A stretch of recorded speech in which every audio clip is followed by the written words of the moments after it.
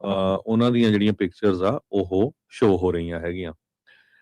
ਸੋ ਕਹਿੰਦੇ ਬਹੁਤ ਸਾਰੇ ਜਿਹੜੇ ਇਹ ਬੰਦੇ ਆ, ਇਹ ਪਹਿਲਾਂ ਵੀ ਇਹਨਾਂ ਦਾ ਲਿੰਕ ਸੀਗਾ ਐਪਸਟੀਨ ਦੇ ਨਾਲ, ਪਰ ਜੋ ਫੋਟੋਜ਼ ਆ ਇਹ ਪੂਰਾ ਜਿਹੜਾ ਆ ਪ੍ਰੂਫ ਸ਼ੋ ਹੋ ਰਿਹਾ ਉਹਨਾਂ ਦਾ ਕਿੱਦਾਂ ਦਾ ਜਿਹੜਾ ਰਿਲੇਸ਼ਨਸ਼ਿਪ ਸੀਗਾ। 19 ਇਮੇजेस ਆ ਜਿਹਦੇ ਵਿੱਚ ਲੋਕ ਜਿਹੜੇ ਇਹ ਹਾਈ ਪ੍ਰੋਫਾਈਲ ਬੰਦੇ ਸੀ, ਐਪਸਟੀਨ ਦੇ ਅਸਟੇਟ ਜਿਹੜਾ ਉਹਦਾ ਪ੍ਰੋਪਰਟੀ ਸੀ, ਉੱਥੇ ਜਿਹੜੇ ਪਹੁੰਚੇ ਹੈਗੇ ਆ। ਹੋਰ ਵੀ ਬਹੁਤ ਕੁਝ ਸਟਾਫ ਹੈਗਾ ਇਦਾਂ ਦਾ। ਹੁਣ ਸਟੀਵ ਬੈਨਨ ਵਰਗਾ ਬੰਦਾ ਜਿਹੜਾ ਪ੍ਰੈਜ਼ੀਡੈਂਟ ਟਰੰਪ ਦਾ ਬਹੁਤ ਵੱਡਾ ਐਡਵਾਈਜ਼ਰ ਰਿਹਾ ਪਿਛਲੇ ਕਾਰਜਕਾਲ ਦੇ ਦੌਰਾਨ, ਉਹਦੀਆਂ ਵੀ ਜਿਹੜੀਆਂ ਪਿਕਚਰਸ ਆ ਉੱਥੇ ਆਈਆਂ ਹੈਗੀਆਂ। ਰਿਪਰੈਜ਼ੈਂਟੇਟਿਵ ਰੋਬਰਟ ਗਾਰਸੀਆ ਜਿਹੜੇ ਇੱਕ ਡੈਮੋਕ੍ਰੇਟ ਹੈਗੇ ਆ ਹਾਊਸ ਓਵਰਸਾਈਡ ਕਮੇਟੀ ਦੇ, ਉਹਨਾਂ ਨੇ ਇਹ ਕਿਹਾ ਵੀ ਜਿਹੜੇ 95,000 ਦੇ ਕਰੀਬ ਜਿਹੜੀਆਂ ਫੋਟੋਜ਼ ਹੈਗੀਆਂ ਜਿਹਦੇ ਵਿੱਚ ਬੜੇ ਬੜੇ ਪਾਵਰਫੁਲ ਲੋਕ, ਅਮੀਰ ਲੋਕ, ਜਿਨ੍ਹਾਂ ਨੇ ਜੈਫਰੀ ਐਪਸਟੀਨ ਦੇ ਅਸਟੇਟ ਦੇ ਉੱਤੇ ਸਮਾਂ ਬਤੀਤ ਕੀਤਾ ਆ, ਤੇ ਉਹ ਹੈਗੀਆਂ। ਇਹ ਤੋਂ ਬਿਨਾਂ ਹਜ਼ਾਰਾਂ ਦੀ ਗਿਣਤੀ ਦੇ ਵਿੱਚ ਲੇਡੀਜ਼ ਦੀਆਂ ਜਿਹੜੀਆਂ ਪਿਕਚਰਸ ਆ ਉਹ ਵੀ ਮੌਜੂਦ ਹੈਗੀਆਂ। ਜੀ ਬਿਲਕੁਲ। ਸੋ ਮੁੱਖ ਤੌਰ ਦੇ ਉੱਤੇ ਜਿਹੜੇ ਅੱਜ ਦੀਆਂ ਪਿਕਚਰਸ ਦੇ ਵਿੱਚ ਨਾਮ ਆਏ ਆ, ਸਿਟਿੰਗ ਪ੍ਰੈਜ਼ੀਡੈਂਟ ਡੋਨਲਡ ਟਰੰਪ, ਸਾਬਕਾ ਪ੍ਰੈਜ਼ੀਡੈਂਟ ਬਿਲ ਕਲਿੰਟਨ, ਸਾਬਕਾ Trump adviser Steve Bannon, actor Woody Allen, US economist Larry Summers, lawyer Alan Dershowitz, British entrepreneur ਜਿਹੜਾ ਵਰਜਿਨ 에ਅਰਲਾਈਨਸ ਵਾਲਾ ਸੀਗਾ, Richard Branson, Andrew Mountbatten Windsor, entrepreneur Bill Gates. ਇਹ ਜਿਹੜੇ main ਮੁੱਖ ਜਿਹੜੇ ਨਾਮ ਨੇ ਜਿਹੜੀਆਂ ਇਹਨਾਂ ਤਸਵੀਰਾਂ ਦੇ ਵਿੱਚ ਸਾਹਮਣੇ ਆਏ ਆ। ਐਪਸਟੀਨ ਫਾਈਲਸ ਟ੍ਰਾਂਸਪੇਰੈਂਸੀ ਐਕਟ ਜਿਹੜਾ ਉਹ ਉਸ ਦੇ ਉੱਤੇ ਜਿਹੜੀ ਚਰਚਾ ਆ ਉਹ ਚੱਲ ਰਹੀ ਆ। ਇਹਨਾਂ ਸਾਰੀਆਂ ਇਨਫੋਰਮੇਸ਼ਨ ਨੂੰ ਜਨਤਕ ਕਰਨ ਦੇ ਲਈ ਡਿਪਾਰਟਮੈਂਟ ਆਫ ਜਸਟਿਸ ਨੂੰ ਬਿੱਲ ਜਿਹੜਾ ਉਹ ਪਾਸ ਕਰਕੇ ਟਰੰਪ ਹੁਣਾਂ ਨੇ ਸਾਈਨ ਕਰ ਦਿੱਤਾ ਆ। ਤੇ ਇਹ ਹੁਣ ਦੇਖਦੇ ਆ ਵੀ ਇਹ ਡਾਕੂਮੈਂਟਸ ਕਦੋਂ ਹੋਰ ਰਿਲੀਜ਼ ਕੀਤੇ ਜਾ ਸਕਦੇ ਹੈਗੇ ਆ। ਇਹ ਤਾਂ ਉਹ ਦਸਤਾਵੇਜ਼ ਨੇ ਹਰਜੋਤ ਸਿੰਘ ਜੀ ਜਿਹੜੇ ਹਾਊਸ ਦੀ ਜਿਹੜੀ ਕਮੇਟੀ ਆ ਉਹਨਾਂ ਦੇ ਕੋਲ, ਉਹਨਾਂ ਦੇ ਹੱਥ ਜਿਹੜੇ ਉਹ ਲੱਗੇ ਸੀਗੇ, ਹਾਊਸ ਓਵਰਸਾਈਟ ਜਿਹੜੀ ਕਮੇਟੀ ਆ ਉਹਨਾਂ ਦੇ ਕੋਲ। ਤੇ ਇਸ ਤੋਂ ਇਲਾਵਾ ਜਿਹੜੀ ਸਟੇਟ ਤੋਂ ਡਾਕੂਮੈਂਟ ਇਕੱਠੇ ਹੋਏ ਆ ਜਿਹੜੇ FBI ਨੇ, DOJ ਦੇ ਕੋਲ ਨੇ, ਉਹਨਾਂ ਬਾਰੇ ਅਜੇ ਕੁਛ ਵੀ ਪਤਾ ਨਹੀਂ ਆ ਵੀ ਉਹਨਾਂ ਦੇ ਵਿੱਚ ਹੋਰ ਕੀ ਕੁਛ ਹੋ ਸਕਦਾ ਹੈਗਾ ਆ। ਸੋ ਜਿੱਥੇ ਐਪਸਟੀਨ ਫਾਈਲਸ ਦੀ ਚਰਚਾ ਥੋੜੀ ਜਿਹੀ ਘਟੀ ਸੀਗੀ, ਹੋਰ ਮੁੱਦੇ ਜਿਹੜੇ ਉਹ ਨਾਲ ਦੇ ਨਾਲ ਆ ਗਏ ਸੀਗੇ। ਕੱਲ ਜਿਹੜੀਆਂ ਰਾਤ ਨੂੰ ਦਸਤਾਵੇਜ਼ ਦੁਬਾਰਾ ਜਿਹੜੇ ਹਰਜੋਤ ਸਿੰਘ ਜੀ ਸਾਈਨ ਜਿਹੜੇ ਇਹ ਆਏ ਆ ਸਾਹਮਣੇ, ਫੋਟੋਜ਼ ਆਈਆਂ ਆ, ਉਹਨਾਂ ਦੇ ਵਿੱਚ ਹੁਣ ਇਹ ਸਾਹਮਣੇ ਇਸ ਦੇ ਵਿੱਚ 19 ਤਸਵੀਰਾਂ ਦੇ ਵਿੱਚ ਇਹ ਰੌਲਾ ਰੱਪਾ ਪੈ ਗਿਆ। ਇਹਨਾਂ 19 ਤਸਵੀਰਾਂ ਚੋਂ 3 ਤਸਵੀਰਾਂ 'ਚ ਡੋਨਲਡ ਟਰੰਪ ਨਜ਼ਰ ਆਉਂਦੇ ਹੈਗੇ ਆ, ਤੇ ਇੱਕ ਰੈੱਡ ਪੈਕਟ ਦੇ ਉੱਤੇ ਸਾਈਨ ਜਿਸ ਦੇ ਵਿੱਚ ਵੀ ਹੈਗੇ ਉੱਥੇ, ਉਹਦੇ ਉੱਤੇ ਵੀ ਟਰੰਪ ਹੁਣਾਂ ਦਾ ਨਾਮ ਨਜ਼ਰ ਜਿਹੜਾ ਉਹ ਆ ਰਿਹਾ ਆ। ਸੋ ਕਾਫੀ ਜ਼ਿਆਦਾ ਜਿਹੜੇ ਤਸਵੀਰਾਂ ਦੇ ਵਿੱਚ, ਜਿੱਦਾਂ ਤੁਸੀਂ ਦੱਸਿਆ ਵੀ ਲੜਕੀਆਂ ਦੇ ਨਾਲ ਜਿਹੜੀ ਇੱਕ 1997 ਦੀ ਵਿਕਟੋਰੀਆ ਸੀਕਰੇਟ ਪਾਰਟੀ ਨਿਊਯਾਰਕ ਦੇ ਵਿੱਚ ਆ, ਉੱਦਾਂ ਦੇ ਉਹ ਪਬਲਿਕਲੀ ਅਵੇਲੇਬਲ ਰਹੀਆਂ ਨੇ ਤਸਵੀਰਾਂ, ਉਹਦੇ ਵਿੱਚ ਵੀ ਐਪਸਟੀਨ ਦੇ ਨਾਲ ਟਰੰਪ ਹੁਣੀ ਜਿਹੜੇ ਉਹ ਨਜ਼ਰ ਆ ਰਹੇ ਹੈਗੇ ਆ। ਸੋ ਇਹ ਚੀਜ਼ਾਂ ਜਿਹੜੀਆਂ ਇਸ ਟਾਈਮ ਸਾਹਮਣੇ ਆ। ਸੋ ਇੱਕ ਵਾਰੀ ਫਿਰ ਟਰੰਪ ਹੁਣਾਂ ਨੂੰ ਤੱਤੇ ਪਾਣੀ ਦੇ ਵਿੱਚ ਪਾਉਣਗੀਆਂ, ਸਾਬਕਾ ਰਾਸ਼ਟਰਪਤੀ ਬਿਲ ਕਲਿੰਟਨ ਉਹਨਾਂ ਨੂੰ ਤੱਤੇ ਪਾਣੀ 'ਚ ਪਾਉਣਗੀਆਂ, ਐਂਟਰਪ੍ਰੈਨਿਓਰ ਬਿਲ ਗੇਟਸ ਉਹਨਾਂ ਦੇ ਉੱਤੇ ਵੀ ਗਾਜ ਜਿਹੜੀ ਉਸ ਦੇ ਵਿੱਚ ਡਿੱਗੇਗੀ। ਸੋ ਟਰੰਪ ਹੁਣੀ ਤਾਂ ਹੀ ਕਹਿ ਰਹੇ ਆ ਵੀ ਕਈਆਂ ਦਾ ਜਿਹੜੀ ਜ਼ਿੰਦਗੀ ਆ ਉਹ ਬਰਬਾਦ ਹੋ ਸਕਦੀ ਆ, ਪਰ ਇਹ ਆ ਵੀ ਜੋ ਇਹ ਕਰਤੂਤਾਂ ਦਾ ਮਾਲਕ ਰਿਹਾ ਆ ਐਪਸਟੀਨ, ਉਹਦੇ ਨਾਲ ਮਿਲ ਕੇ ਕਿਹੜੀਆਂ ਯਾਰੀਆਂ ਪਕਾਉਂਦੇ ਰਹੇ ਆ ਤੇ ਕਿਹੜੀਆਂ ਇਹ ਪਾਰਟੀਆਂ ਦੇ ਉੱਤੇ ਜਾਂਦੇ ਰਹੇ, ਕਿਹੜੇ ਉਹ ਆਈਲੈਂਡ ਦੀਆਂ ਚੀਜ਼ਾਂ ਦੇ ਵਿੱਚ ਉੱਥੇ ਕੀ ਹੁੰਦਾ ਰਿਹਾ ਆ। ਲੋਕ ਇਸ ਨੂੰ ਪਬਲਿਕਲੀ ਜਾਣਨਾ ਚਾਹੁੰਦੇ ਆ, ਜਨਤਕ ਇਹ ਚੀਜ਼ਾਂ ਕਰਨ ਦੀ ਮੰਗ ਬਾਰ-ਬਾਰ ਜਿਹੜੀ ਉੱਠ ਰਹੀ ਆ, ਤੇ ਉਸ ਦੇ ਉੱਤੇ ਹੁਣ ਬਿੱਲ ਤਾਂ ਪਾਸ ਕੀਤੇ ਨੇ, ਪਰ ਦੇਖਣਾ ਹੋਊਗਾ ਵੀ ਅਸਲ ਦੇ ਵਿੱਚ ਡਾਕੂਮੈਂਟਸ ਕਦੋਂ ਤੱਕ ਬਾਹਰ ਜਿਹੜੇ ਉਹ ਆਉਂਦੇ ਨੇ। ਪਰ ਇੱਕ ਵਾਰੀ ਫਿਰ ਮਾਹੌਲ ਐਪਸਟੀਨ ਫਾਈਲਸ ਨੂੰ ਲੈ ਕੇ ਜਿਹੜਾ ਹਰਜੋਤ ਸਿੰਘ ਜੀ ਦੁਬਾਰਾ ਗਰਮਾ ਚੁੱਕਾ ਆ। ਲੈਰੀ ਸਮਰਜ਼ ਜਿਹੜੇ ਹਾਰਵਰਡ ਯੂਨੀਵਰਸਿਟੀ ਦੇ ਪ੍ਰੈਜ਼ੀਡੈਂਟ ਰਹੇ ਆ, ਉਹਨਾਂ ਨੇ ਆਲਰੇਡੀ ਰਿਜ਼ਾਈਨ ਕਰਤਾ, ਉਹਨਾਂ ਦਾ ਨਾਮ ਵੀ ਵਿੱਚ ਆਇਆ ਸੀ। ਅਗਲੀ ਖਬਰ ਵਾਸ਼ਿੰਗਟਨ ਸਟੇਟ ਤੋਂ ਆ ਰਹੀ ਆ। ਵਾਸ਼ਿੰਗਟਨ ਸਟੇਟ ਦੇ ਵਿੱਚ ਹੜ੍ਹਾਂ ਨੇ ਬਹੁਤ ਜ਼ਿਆਦਾ ਤਬਾਹੀ ਮਚਾਈ ਹੋਈ ਆ। State of emergency Washington state ਦੇ ਗਵਰਨਰ ਵੱਲੋਂ ਜਾਰੀ ਕਰ ਦਿੱਤੀ ਗਈ ਆ। ਸਕਾਜਟ ਜੋ ਸਕਾਜਟ ਦਰਿਆ ਹੈਗਾ ਆ, ਤੇ ਉਹ ਥੋੜਾ ਪਾਣੀ ਕਹਿੰਦੇ ਉੱਥੇ ਘਟ ਰਿਹਾ ਹੈਗਾ, ਪਰ ਬਰਲਿੰਗਟਨ ਟਾਊਨ ਜੋ ਆ ਬਾਰਡਰ ਦੇ ਉੱਤੇ ਹੈਗਾ, ਬਾਰਡਰ ਦੇ ਲਾਗੇ ਆ ਕੈਨੇਡਾ ਦੇ, ਤੇ ਉੱਥੇ ਜਿਹੜੀ ਆ ਇਵੈਕੂਏਸ਼ਨ ਆਰਡਰ ਜਾਰੀ ਕਰ ਦਿੱਤੇ ਗਏ ਹੈਗੇ ਆ। ਵਾਟਕਮ ਤੇ ਸਕਾਜ਼ਟ ਕਾਉਂਟੀਜ਼ ਜਿਹੜੀਆਂ ਆ ਉੱਥੇ ਥੋੜਾ ਜਿਹਾ ਪਾਣੀ ਘਟਣਾ ਸ਼ੁਰੂ ਹੋਇਆ। ਇੱਕ ਟਾਈਮ ਦੇ ਉੱਤੇ ਸਕਾਜ਼ਟ ਰਿਵਰ ਜੋ ਆ ਮਾਊਂਟ ਵਰਨਨ 37.73 ਫੁੱਟ ਜਿਹੜੇ ਉੱਪਰ ਗਿਆ ਸੀ। ਇਸੇ ਤਰ੍ਹਾਂ ਗੇਜ ਸਲੋ ਬਰਲਿੰਗਟਨ ਦੇ ਵਿੱਚ ਵੀ ਫਲੱਡਿੰਗ ਬਹੁਤ ਜ਼ਿਆਦਾ ਦੱਸੀ ਗਈ ਹੈਗੀ ਆ। ਨੂਕਸੈਕ ਰਿਵਰ ਨਾਰਥ ਸੀਡਰਵਿਲ ਉਹਨੇ ਕਹਿੰਦੇ ਪਈ ਰੈਕਡ ਹੀ ਤੋੜਤੇ ਤੇ 150.49 ਫੁੱਟ ਤੇ ਪਹੁੰਚਿਆ ਉਹ ਵੀਰਵਾਰ ਨੂੰ। ਸੋ ਉਹਦੇ ਨਾਲ ਜਿਹੜਾ ਨੁਕਸਾਨ ਬਹੁਤ ਜ਼ਿਆਦਾ ਹੋਇਆ। ਕਈ ਟਾਊਨ ਤਾਂ ਜਿੱਦਾਂ 5 ਤੋਂ ਲੈ ਕੇ 7 ਫੁੱਟ ਤੱਕ ਪਾਣੀ ਦੇ ਵਿੱਚ ਡੁੱਬੇ ਹੋਏ ਹੈਗੇ ਆ। ਮਾਊਂਟ ਵਰਨਨ ਵਾਲਾ ਏਰੀਆ ਜਿਹੜਾ 50% ਚਾਂਸ ਉਤੇ ਹੋਰ ਮੀਂਹ ਪੈਣ ਦੇ ਆ, ਜਿਹਦੇ ਹੋਰ ਜਿੱਦਾਂ ਕਹਿੰਦੇ ਵੀ ਫਲੱਡ ਆ ਸਕਦੇ ਹੈਗੇ ਆ। So Whatcom County, Whatcom long term recovery group, ਉੱਥੇ ਦੇ ਬਹੁਤ ਸਾਰੇ ਜਿਹੜੇ ਵਲੰਟੀਅਰਸ ਆ, ਲੋਕਲ ਚਰਚਿਸ ਆ, ਉਹਨਾਂ ਦੇ ਨਾਲ ਰਲ ਕੇ ਜਿਹੜੇ ਆ ਉੱਥੇ ਜਿਹੜੀ ਸਪੋਰਟ ਆ ਲੋਕਾਂ ਦੀ ਉਹ ਕਰ ਰਹੇ ਆ। ਬਹੁਤ ਸਾਰੇ ਲੋਕਾਂ ਨੂੰ ਇਵੈਕੂਏਟ ਕੀਤਾ ਗਿਆ ਹੈਗਾ। ਜੀ ਬਿਲਕੁਲ। ਸੋ ਰਿਕਾਰਡ ਤੋੜ ਲੈਵਲ ਦੇ ਉੱਤੇ ਪਾਣੀ ਜਿਹੜਾ ਇਹਨਾਂ ਦਰਿਆਵਾਂ ਦੇ ਵਿੱਚ ਪਹੁੰਚਿਆ ਸੀ। ਇਵੈਕੂਏਸ਼ਨ ਵੀ ਕਈ ਥਾਵਾਂ ਦੇ ਉੱਤੇ ਕੀਤੀ ਗਈ ਹੈਗੀ ਆ। ਸੋ ਆਉਂਦੇ ਦਿਨਾਂ ਦੇ ਵਿੱਚ ਜੇ ਹੋਰ ਮੀਂਹ ਪੈਂਦਾ ਹੈ ਤਾਂ ਹੜ੍ਹਾਂ ਵਾਲੀ ਜਿਹੜੀ ਸਥਿਤੀ ਆ ਹੋਰ ਕਹਿ ਲਓ ਵੀ ਮਾੜੀ ਬਣ ਸਕਦੀ ਆ। ਸੋ ਲੋਕਾਂ ਨੂੰ ਇਹਤਿਆਤ ਤੇ ਤਿਆਰ ਰਹਿਣ ਦੇ ਲਈ ਆਖਿਆ ਗਿਆ ਵੀ ਜੇ ਤੁਹਾਡੇ ਇਵੈਕੂਏਸ਼ਨ ਆਰਡਰ ਆਉਂਦੇ ਨੇ ਤਾਂ ਤੁਸੀਂ ਤੁਰੰਤ ਸੁਰੱਖਿਅਤ ਥਾਵਾਂ ਦੇ ਉੱਤੇ ਜਿਹੜੇ ਉੱਥੋਂ ਚਲੇ ਜਾਵੋ। ਅਗਲੀ ਜਿਹੜੀ ਹਰਜੋਤ ਸਿੰਘ ਜੀ ਗੱਲ ਕਰਦੇ ਜਾਈਏ, ਕੱਲ ਕਿਲਮਰ ਅਬਰੇਗੋ ਗਾਰਸੀਆ ਨੂੰ ਰਿਹਾ ਕਰਨ ਦੇ ਲਈ ਆਈਸ ਦੇ ਕਸਟਡੀ ਦੇ ਵਿੱਚੋਂ ਉਹ ਕਿਹਾ ਗਿਆ ਸੀਗਾ ਅਦਾਲਤ ਦੇ ਦੁਆਰਾ। ਤੇ ਜਿਹੜੇ ਫੈਡਰਲ ਜੱਜ ਆ ਉਹਨਾਂ ਦੇ ਕਹਿਣ ਦੇ ਉੱਤੇ ਇਵੈਂਚੁਅਲੀ ਕਹਿੰਦੇ ਵੀ ਟਰੰਪ ਪ੍ਰਸ਼ਾਸਨ ਨੂੰ ਜਿਹੜਾ ਕਿਲਮਰ ਅਬਰੇਗੋ ਗਾਰਸੀਆ ਉਸ ਨੂੰ ਡਿਟੈਂਸ਼ਨ ਸੈਂਟਰ ਚੋਂ ਛੱਡਣਾ ਪਿਆ। ਕੱਲ ਉਹਨਾਂ ਨੇ ਸ਼ਾਮ ਦੇ 5 ਵਜੇ ਤੱਕ ਦਾ ਵਕਤ ਦਿੱਤਾ ਸੀਗਾ ਪ੍ਰਸ਼ਾਸਨ ਨੂੰ ਵੀ ਇਸ ਨੂੰ ਰਿਹਾ ਕਰੋ, ਤੇ ਕਹਿੰਦੇ ਵੀ ਦੱਸੋ ਇਨਫੈਕਟ ਕਿੰਨੇ ਵਜੇ ਤੇ ਕਿੱਥੇ ਜਿਹੜਾ ਇਸ ਨੂੰ ਰਿਹਾ ਕੀਤਾ ਜਿਹੜਾ ਹੋ ਜਾਊਗਾ। ਮਾਰਚ ਮਹੀਨੇ 'ਚ ਇਸੇ ਨੂੰ ਅਲ ਸਲਵਾਡੋਰ ਦੀ ਜਿਹੜੀ ਸੀਕੌਟ ਮੈਗਾ ਪ੍ਰਿਜ਼ਨ ਆ ਉਸ ਵਿੱਚ ਘੱਲ ਦਿੱਤਾ ਗਿਆ ਸੀਗਾ। ਸੋ ਹੁਣ ਆਈਸ ਵਾਲਿਆਂ ਦੀ ਕਹਿ ਰਹੇ ਆ ਵੀ ਉਹਨਾਂ ਨੇ ਹੁਣ ਇਸ ਨੂੰ ਜੋ ਡਿਟੇਨ ਕੀਤਾ ਸੀ ਉਸ ਨੂੰ ਹੁਣ ਛੱਡ ਦਿੱਤਾ ਆ। ਵਾਈਟ ਹਾਊਸ ਕਹਿ ਰਿਹਾ ਵੀ ਉਹ ਇਸ ਡਿਸੀਜਨ ਨੂੰ ਅਪੀਲ ਕਰਨਗੇ ਤੇ ਅਬਰੇਗੋ ਗਾਰਸੀਆ ਦੇ ਲਾਇਰ ਕਹਿ ਰਹੇ ਆ ਵੀ ਰੂਲਿੰਗ ਇੱਕ ਬਹੁਤ ਸ਼ਾਨਦਾਰ ਸਾਡੇ ਲਈ ਜਿਹੜੀ ਉਹ ਜਿੱਤ ਆ। ਕਹਿੰਦੇ ਵੀ ਇਕੱਲੇ ਸਾਡੇ ਕਲਾਇੰਟ ਦੇ ਲਈ ਨਹੀਂ ਪਰ ਕਿ ਇੱਕ ਡਿਊ ਪ੍ਰੋਸੈਸ ਦੇ ਲਈ ਇਹ ਜਿੱਤ ਹੈਗੀ ਆ। ਉਧਰ ਡੈਮੋਕ੍ਰੇਟਸ ਨੇ ਇਹਦੇ ਜਿਹੜੇ ਫੈਮਿਲੀ ਮੈਂਬਰ ਆ ਜਿਹੜੇ ਲੋਕ ਡਿਪੋਰਟ ਹੋਏ ਸੀ ਡਿਟੈਂਸ਼ਨ ਦੇ ਵਿੱਚ ਨੇ ਜਾਂ ਉਹਨਾਂ ਨੂੰ ਹੀਅਰਿੰਗ ਦੇ ਲਈ ਬੁਲਾਇਆ ਸੀ। ਜਿਹੜੀ ਆਪਾਂ ਕੱਲ ਸ਼ਾਮ ਨੂੰ ਖਬਰ ਕੀਤੀ ਸੀ ਵੀ ਕ੍ਰਿਸਟੀ ਨਿਓਮ ਹੁਣਾਂ ਨੂੰ ਕਈ ਤੱਤੇ ਸਵਾਲਾਂ ਦਾ ਜਿਹੜਾ ਉਹ ਸਾਹਮਣਾ ਆ ਉਹ ਕਰਨਾ ਪਿਆ ਆ ਤੇ ਹੀਅਰਿੰਗ ਦੇ ਵਿੱਚੋਂ ਹੀ ਬਾਅਦ 'ਚ ਕੋਈ ਹੋਰ ਬਹਾਨਾ ਲਾ ਕੇ ਉੱਥੋਂ ਚਲੇ ਗਏ ਸੀਗੇ। ਸੋ ਨਿਯਮ ਹੁਣਾਂ ਦਾ ਇਹ ਕਹਿਣਾ ਹੈ ਵੀ ਜਿਹੜੇ ਤੇ ਬਾਈਡਨ ਕਾਰਜਕਾਲ 'ਚ ਆਏ ਆ ਉਹ ਜਿਹੜੇ ਇਮੀਗ੍ਰੈਂਟ ਆ ਉਹ ਸਭ ਤੋਂ ਜ਼ਿਆਦਾ ਖਤਰਾ ਅਮਰੀਕਾ ਦੀ ਨੈਸ਼ਨਲ ਸਿਕਿਉਰਿਟੀ ਨੂੰ ਆ।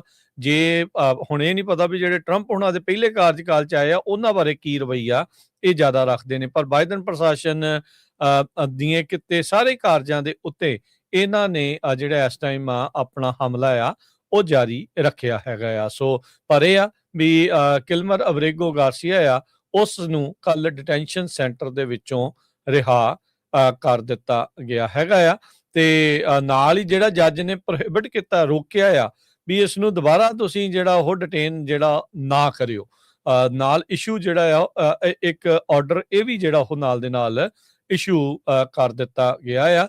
ਫੈਡਰਲ ਜੱਜ ਪੌਲਾ ਉਹਨਾਂ ਨੇ ਇਹ ਕੱਲ ਫੈਸਲਾ ਜਿਹੜਾ ਉਹ ਸੁਣਾਇਆ ਸੀ। ਪੈਂਸਲਵੇਨੀਆ ਦੀ ਡਿਟੈਂਸ਼ਨ ਫੈਸਿਲਿਟੀ ਦੇ ਵਿੱਚ ਹਰਜੋਤ ਸਿੰਘ ਜੀ ਇਹ ਰਹਿ ਰਿਹਾ ਸੀਗਾ ਤੇ ਹੁਣ ਦੇਖੋ ਵੀ ਅੱਗੇ ਕੀ ਜਿਹੜਾ ਉਹ ਬਣਦਾ ਆ। ਸੋ ਇਹਦੇ ਨਾਲ ਜਿਹੜਾ ਹਰਜੋਤ ਸਿੰਘ ਜੀ ਇੱਕ ਪ੍ਰੈਸੀਡੈਂਟ ਵੀ ਸੈੱਟ ਹੋ ਜਾਊਗਾ। ਪ੍ਰੈਸੀਡੈਂਟ ਤੋਂ ਭਾਵ ਇਹ ਆ ਵੀ ਜਿਹੜੇ ਲੋਕਾਂ ਨੂੰ ਹੋਰ ਅਜਿਹੇ ਕਾਰਜਾਂ ਦੇ ਵਿੱਚ ਡਿਟੇਨ ਕਰਕੇ ਆਈਸ ਵਾਲਿਆਂ ਨੇ ਰੱਖਿਆ ਆ, ਸੋ ਹੁਣ ਉਹਨਾਂ ਦੇ ਵਕੀਲ ਇਸ ਕੇਸ ਦਾ ਉਦਾਹਰਨ ਦੇ ਕੇ ਉਹਨਾਂ ਨੂੰ ਵੀ ਉੱਥੋਂ ਛਡਾਉਣ ਦੀ ਗੱਲ ਜਿਹੜੀ ਉਹ ਕਹਿ ਸਕਦੇ ਹੈਗੇ ਆ। ਸੋ ਹੁਣ ਲੈਟਸ ਸੀ ਕੀ ਇਸ ਦੇ ਨਾਲ ਫਰਕ ਅੱਗੇ ਪੈਂਦਾ ਆ। ਪਰ ਜਿਹੜਾ ਵਾਈਟ ਹਾਊਸ ਆ ਟਰੰਪ ਪ੍ਰਸ਼ਾਸਨ ਕਹਿ ਰਿਹਾ ਆ ਵੀ ਇਸ ਫੈਸਲੇ ਦੀ ਉਹ ਅਪੀਲ ਕਰਨ ਜਾ ਰਹੇ ਆ। ਕ੍ਰਿਸਟੀ ਨੋਇਮ ਜੋ ਡਿਪਾਰਟਮੈਂਟ ਹੋਮਲੈਂਡ ਸਿਕਿਉਰਿਟੀ ਦੇ ਸੈਕਟਰੀ ਆ, ਉਹਨਾਂ ਨੂੰ ਕੱਲ ਜਿਹੜੇ ਕਾਫੀ ਕਾਂਗਰਸਮੈਨ ਆ ਉਹਨਾਂ ਨੇ ਕਨਫਰੰਟ ਕੀਤਾ। ਇੱਕ ਵਾਰੀ ਤਾਂ ਵੈਟਰਨਸ ਦੇ ਇਸ਼ੂ ਦੇ ਉੱਤੇ ਜਦੋਂ ਕੁਐਸਚਨ ਪੁੱਛਿਆ ਗਿਆ ਤੇ ਉਹਨਾਂ ਨੇ ਕਿਹਾ ਵੀ ਕੋਈ ਵੀ ਵੈਟਰਨ ਜਿਹੜਾ ਆ ਉਹ ਡਿਪੋਰਟ ਨਹੀਂ ਕੀਤਾ ਗਿਆ ਹੈਗਾ। ਪਰ ਬਾਅਦ ਦੇ ਵਿੱਚ ਇੱਕ ਸਾਊਥ ਕੋਰੀਆ ਨੂੰ ਡਿਪੋਰਟ ਕੀਤੇ ਗਏ ਜੋ ਵੈਟਰਨ ਸੀ, ਉਸ ਨੂੰ ਜਿਹੜਾ ਆ ਉਹ ਲਾਈਵ ਲੈ ਆਏ ਆਪਣੇ ਫੋਨ ਦੇ ਥਰੂ, ਤੇ ਉਹਨੇ ਦੱਸਿਆ ਵੀ ਮੇਰੀ ਇੱਕ ਮਾਈਨਰ ਜਿਹੀ ਵਾਇਲੇਸ਼ਨ ਸੀ ਡਰੱਗ ਰਿਲੇਟਡ, ਉਹ ਵੀ 14 ਸਾਲ ਪੁਰਾਣੀ ਸੀਗੀ। ਉਸ ਸਟੇਟ ਦੇ ਵਿੱਚ ਜਿਹੜੀ ਡਰੱਗ ਜਿੱਦਾਂ ਭੰਗ ਕਹਿ ਦਿੰਦੇ ਜਾਂ ਹੋਰ, ਉਹ ਇੱਕ ਤਰ੍ਹਾਂ ਨਾਲ ਲੀਗਲ ਸੀ, ਪਰ ਫੈਡਰਲ ਲੈਵਲ ਦੇ ਉੱਤੇ ਲੀਗਲ ਨਹੀਂ ਸੀ। ਸੋ ਉਸ ਟਾਈਮ ਦੇ ਉੱਤੇ ਕ੍ਰਿਸਟੀ ਨੋਇਮ ਨੂੰ ਕੋਈ ਆਨਸਰ ਨਹੀਂ ਆਇਆ। ਇਸੇ ਤਰ੍ਹਾਂ ਇੱਕ ਉਹ ਸਪੈਨਿਸ਼ ਮੂਲ ਦਾ ਫਾਦਰ ਜਿਹਦੇ 3 ਬੱਚੇ ਜਿਹੜੇ ਮਰੀਨ ਆ, ਉਸ ਨੂੰ ਜਦੋਂ ਘਾਹ ਕੱਟਦੇ ਨੂੰ ਚੱਕ ਲਿਆ ਸੀ, ਉਹ ਇਸ਼ੂ ਵੀ ਜਿਹੜਾ ਕਾਫੀ ਉੱਭਰ ਕੇ ਆਇਆ। ਇੱਕ ਹੋਰ ਮੀਟਿੰਗ ਦੇ ਵਿੱਚ ਜਿਹੜੀ ਇੱਕ ਆਪਣੀ ਪੰਜਾਬੀ ਬੀਬੀ 73 ਸਾਲਾਂ ਦੀ ਰਿਪੋਰਟ ਕੀਤੀ ਗਈ ਸੀ, ਉਸ ਦਾ ਇਸ਼ੂ ਵੀ ਆਇਆ ਵੀ ਉਹ 73 ਸਾਲਾਂ ਦੀ ਨੂੰ ਕੜੀਆਂ ਲਾਈਆਂ ਗਈਆਂ। ਉਹਦਾ ਜਿਹੜਾ ਦਿਸ ਇਜ਼ ਟੂ ਮਚ, ਵੀ ਇੰਨਾ ਨਹੀਂ ਹੋਣਾ ਚਾਹੀਦਾ ਸੀ। ਅਗਲੀ ਖਬਰ ਵੱਲ ਚੱਲੀਏ। ਰਾਜਕਰਮੀਰ ਸਿੰਘ ਜੀ, ਵਾਈਟ ਹਾਊਸ ਇੱਕ ਤਰ੍ਹਾਂ ਨਾਲ ਸਿਗਨਲ ਕਰ ਰਿਹਾ ਵੀ ਜੋ ਆਇਲ ਟੈਂਕਰਸ ਹੈਗੇ ਆ ਵੈਨਜ਼ੂਏਲਾ ਦੇ, ਉਹ ਹੋਰ ਵੀ ਸੀਜ਼ ਕੀਤੇ ਜਾਊਗੇ। ਅੱਜ ਵਾਈਟ ਹਾਊਸ ਦੇ ਵਿੱਚ ਵਾਈਟ ਹਾਊਸ ਦੇ ਪ੍ਰੈਸ ਸੈਕਟਰੀ ਕੈਰੋਲਿਨ ਲਵਿਟ, ਉਹਨਾਂ ਨੇ ਇੱਕ ਕੁਐਸਚਨ ਦਾ ਆਨਸਰ ਦੱਸਦੇ ਹੋਏ ਦੱਸਿਆ। ਉਹਨਾਂ ਨੇ ਇਹ ਕਿਹਾ ਵੀ ਜਿਹੜੇ ਪ੍ਰੈਜ਼ੀਡੈਂਟ ਨਿਕੋਲਸ ਮਦੂਰੋ ਆ, ਉਹਦੇ ਤੇ ਬਹੁਤ ਸਾਰੀਆਂ ਸੈਂਕਸ਼ਨ ਲੱਗੀਆਂ ਗਈਆਂ, ਤੇ ਪਰ ਉਹ ਗਲਤ ਤਰੀਕੇ ਦੇ ਨਾਲ ਜਿਹੜੀ ਟੈਂਕਰਸ ਆ ਇਰਾਨ ਨਾਲ ਰਲ ਕੇ ਲੈ ਕੇ ਆ ਰਹੇ ਹੈਗੇ ਆ। ਸੋ ਇਸ ਨੂੰ ਦੇਖਦੇ ਹੋਏ ਉਹਨਾਂ ਨੇ ਕਿਹਾ ਵੀ ਇੱਕ ਟੈਂਕਰ ਆਲਰੇਡੀ ਕਬਜ਼ੇ ਦੇ ਅੰਡਰ ਆ, ਤੇ ਟ੍ਰੇਜਰੀ ਡਿਪਾਰਟਮੈਂਟ ਨੇ ਪਿਛਲੇ ਵੀਰਵਾਰ ਹੋਰ ਵੀ ਸੈਂਕਸ਼ਨਸ ਜਿਹੜੀਆਂ ਆ ਮਦੂਰੋ ਦੀ ਵਾਈਫ ਦੇ ਜਿਹੜੇ ਨੈਫਿਊਜ਼ ਆ, ਸਿਲੀਅਨ ਫਲੋਰਸ ਇੱਕ ਬਿਜ਼ਨਸ ਐਗਜ਼ੀਕਿਊਟਿਵ ਹੈਗੇ ਜੋ ਮਦੂਰੋ ਦੇ ਕਲੋਜ਼ ਹੈਗੇ ਆ, 4 ਜਿਹੜੇ ਲੋਕਾਂ ਦੇ ਉੱਤੇ ਪਹਿਲਾਂ ਸੈਂਕਸ਼ਨਸ ਲਾਈਆਂ ਗਈਆਂ ਸੀਗੀਆਂ ਬਾਈਡਨ ਐਡਮਿਨਿਸਟ੍ਰੇਸ਼ਨ ਵੱਲੋਂ, ਲਿਫਟ ਕਰ ਲਈਆਂ ਗਈਆਂ ਸੀਗੀਆਂ, ਉਹਨਾਂ ਦੇ ਉੱਤੇ ਹੋਰ ਜਿਹੜੀਆਂ ਸੈਂਕਸ਼ਨਸ ਲਾਈਆਂ ਗਈਆਂ। ਸੋ ਇਸੇ ਤਰ੍ਹਾਂ 6 ਹੋਰ ਜਿਹੜੇ ਆਇਲ ਟੈਂਕਰਸ ਆ, ਉਹ ਵੀ ਜਿਹੜੇ ਕਬਜ਼ੇ ਦੇ ਵਿੱਚ ਲਏ ਜਾ ਸਕਦੇ ਹੈਗੇ ਆ। ਸੋ ਇੱਕ ਤਰ੍ਹਾਂ ਦੇ ਨਾਲ ਜਿਹੜਾ ਮਦੂਰੋ ਆ ਵੈਨਜ਼ੂਏਲਾ ਦਾ ਪ੍ਰੈਜ਼ੀਡੈਂਟ, ਉਹਦੇ ਉੱਤੇ ਪੂਰਾ ਪ੍ਰੈਸ਼ਰ ਪਾਇਆ ਜਾ ਰਿਹਾ, ਕਿਉਂਕਿ ਵੈਨਜ਼ੂਏਲਾ ਦੀ ਜਿਹੜੀ ਸਾਰੀ ਇਕਨੋਮੀ ਆ ਉਹ ਆਇਲ ਸੇਲਸ ਦੇ ਉੱਤੇ ਹੀ ਡਿਪੈਂਡ ਕਰਦੀ ਹੈਗੀ ਆ।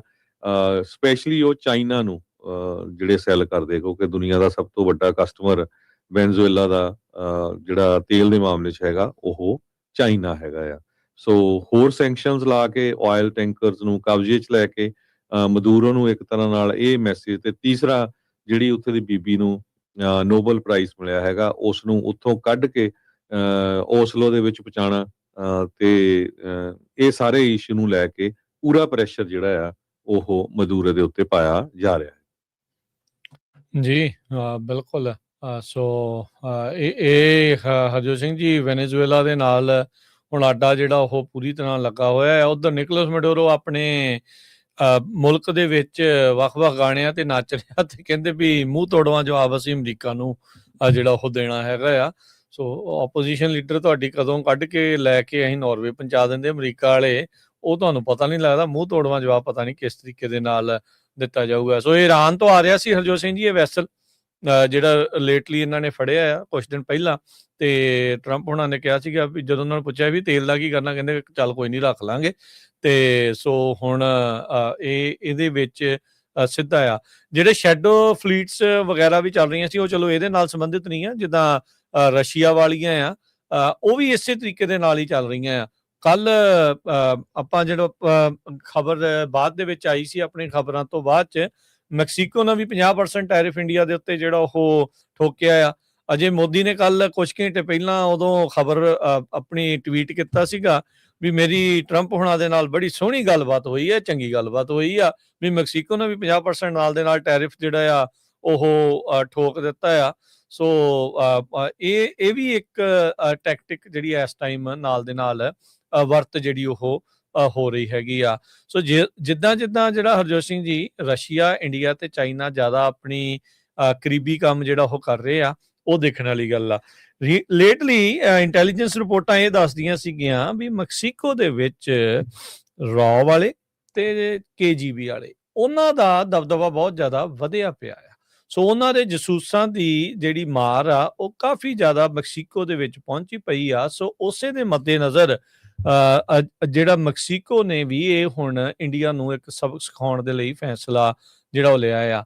ਲੇਟਲੀ ਜਿਹੜੀ ਆਪਾਂ ਦੇਖਿਆ ਸੀਗਾ NSS ਨੈਸ਼ਨਲ ਸਿਕਿਉਰਿਟੀ ਸਟ੍ਰੈਟਜੀ ਜਿਹੜੀ ਆ ਵੈਸਟਰਨ ਹੈਮਿਸਫੇਅਰ ਦੇ ਵਿੱਚ ਅਮਰੀਕਾ ਦਾ ਦਬਦਬਾ ਕਾਇਮ ਕਰਨ ਵਾਲੀ, ਉਹਦੇ ਤਹਿਤ ਇਹ ਜਿਹੜੀਆਂ ਪਾਲਿਸੀਜ਼ ਆ ਉਹ ਸਾਹਮਣੇ ਜਿਹੜੀਆਂ ਉਹ ਰਹੀਆਂ ਨੇ। ਸੋ ਇਹ ਜਿਹੜਾ ਹੁਣ ਨਾ ਬਿਲਕੁਲ ਨਵੀਂ ਜਿਹੜੀ ਨੈਸ਼ਨਲ ਸਿਕਿਉਰਿਟੀ ਜਿਹੜੀ ਸਟ੍ਰੈਟਜੀ ਆ ਚੁੱਕੀ ਆ, ਉਹਦੇ ਨਾਲ ਤੁਸੀਂ ਦੇਖੋਗੇ ਬਹੁਤ ਕੁਝ ਚੇਂਜ ਜਿਹੜਾ ਉਹ ਹੋਵੇਗਾ।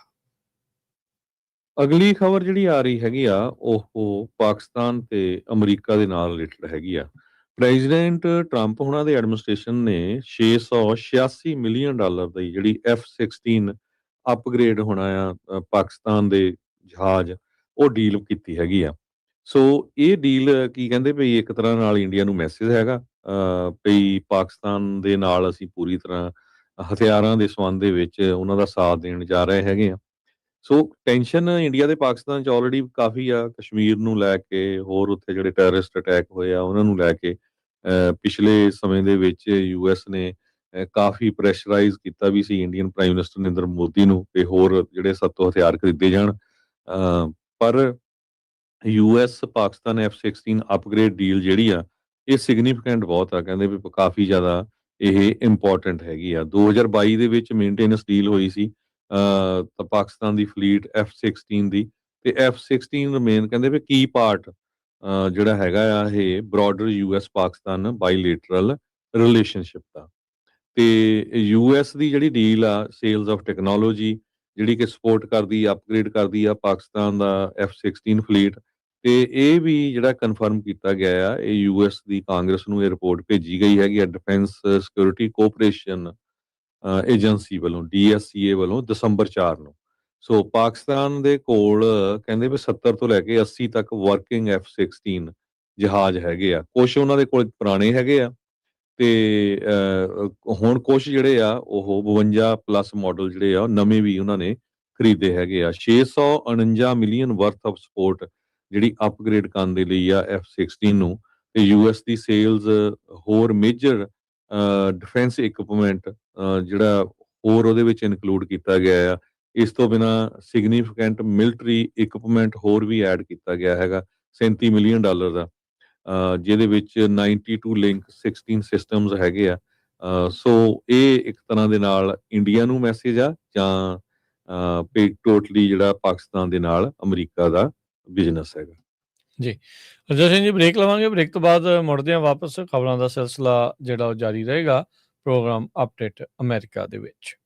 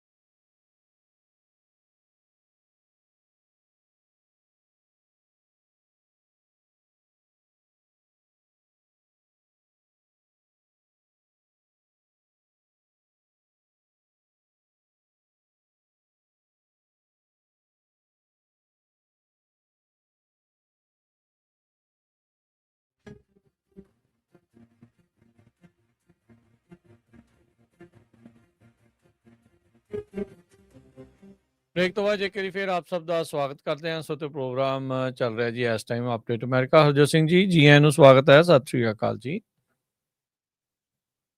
ਜੀ ਆਇਆਂ ਨੂੰ ਹਰਜੋਤ ਸਿੰਘ ਜੀ, ਸਵਾਗਤ ਹੈ। ਸਤਿ ਸ਼੍ਰੀ ਅਕਾਲ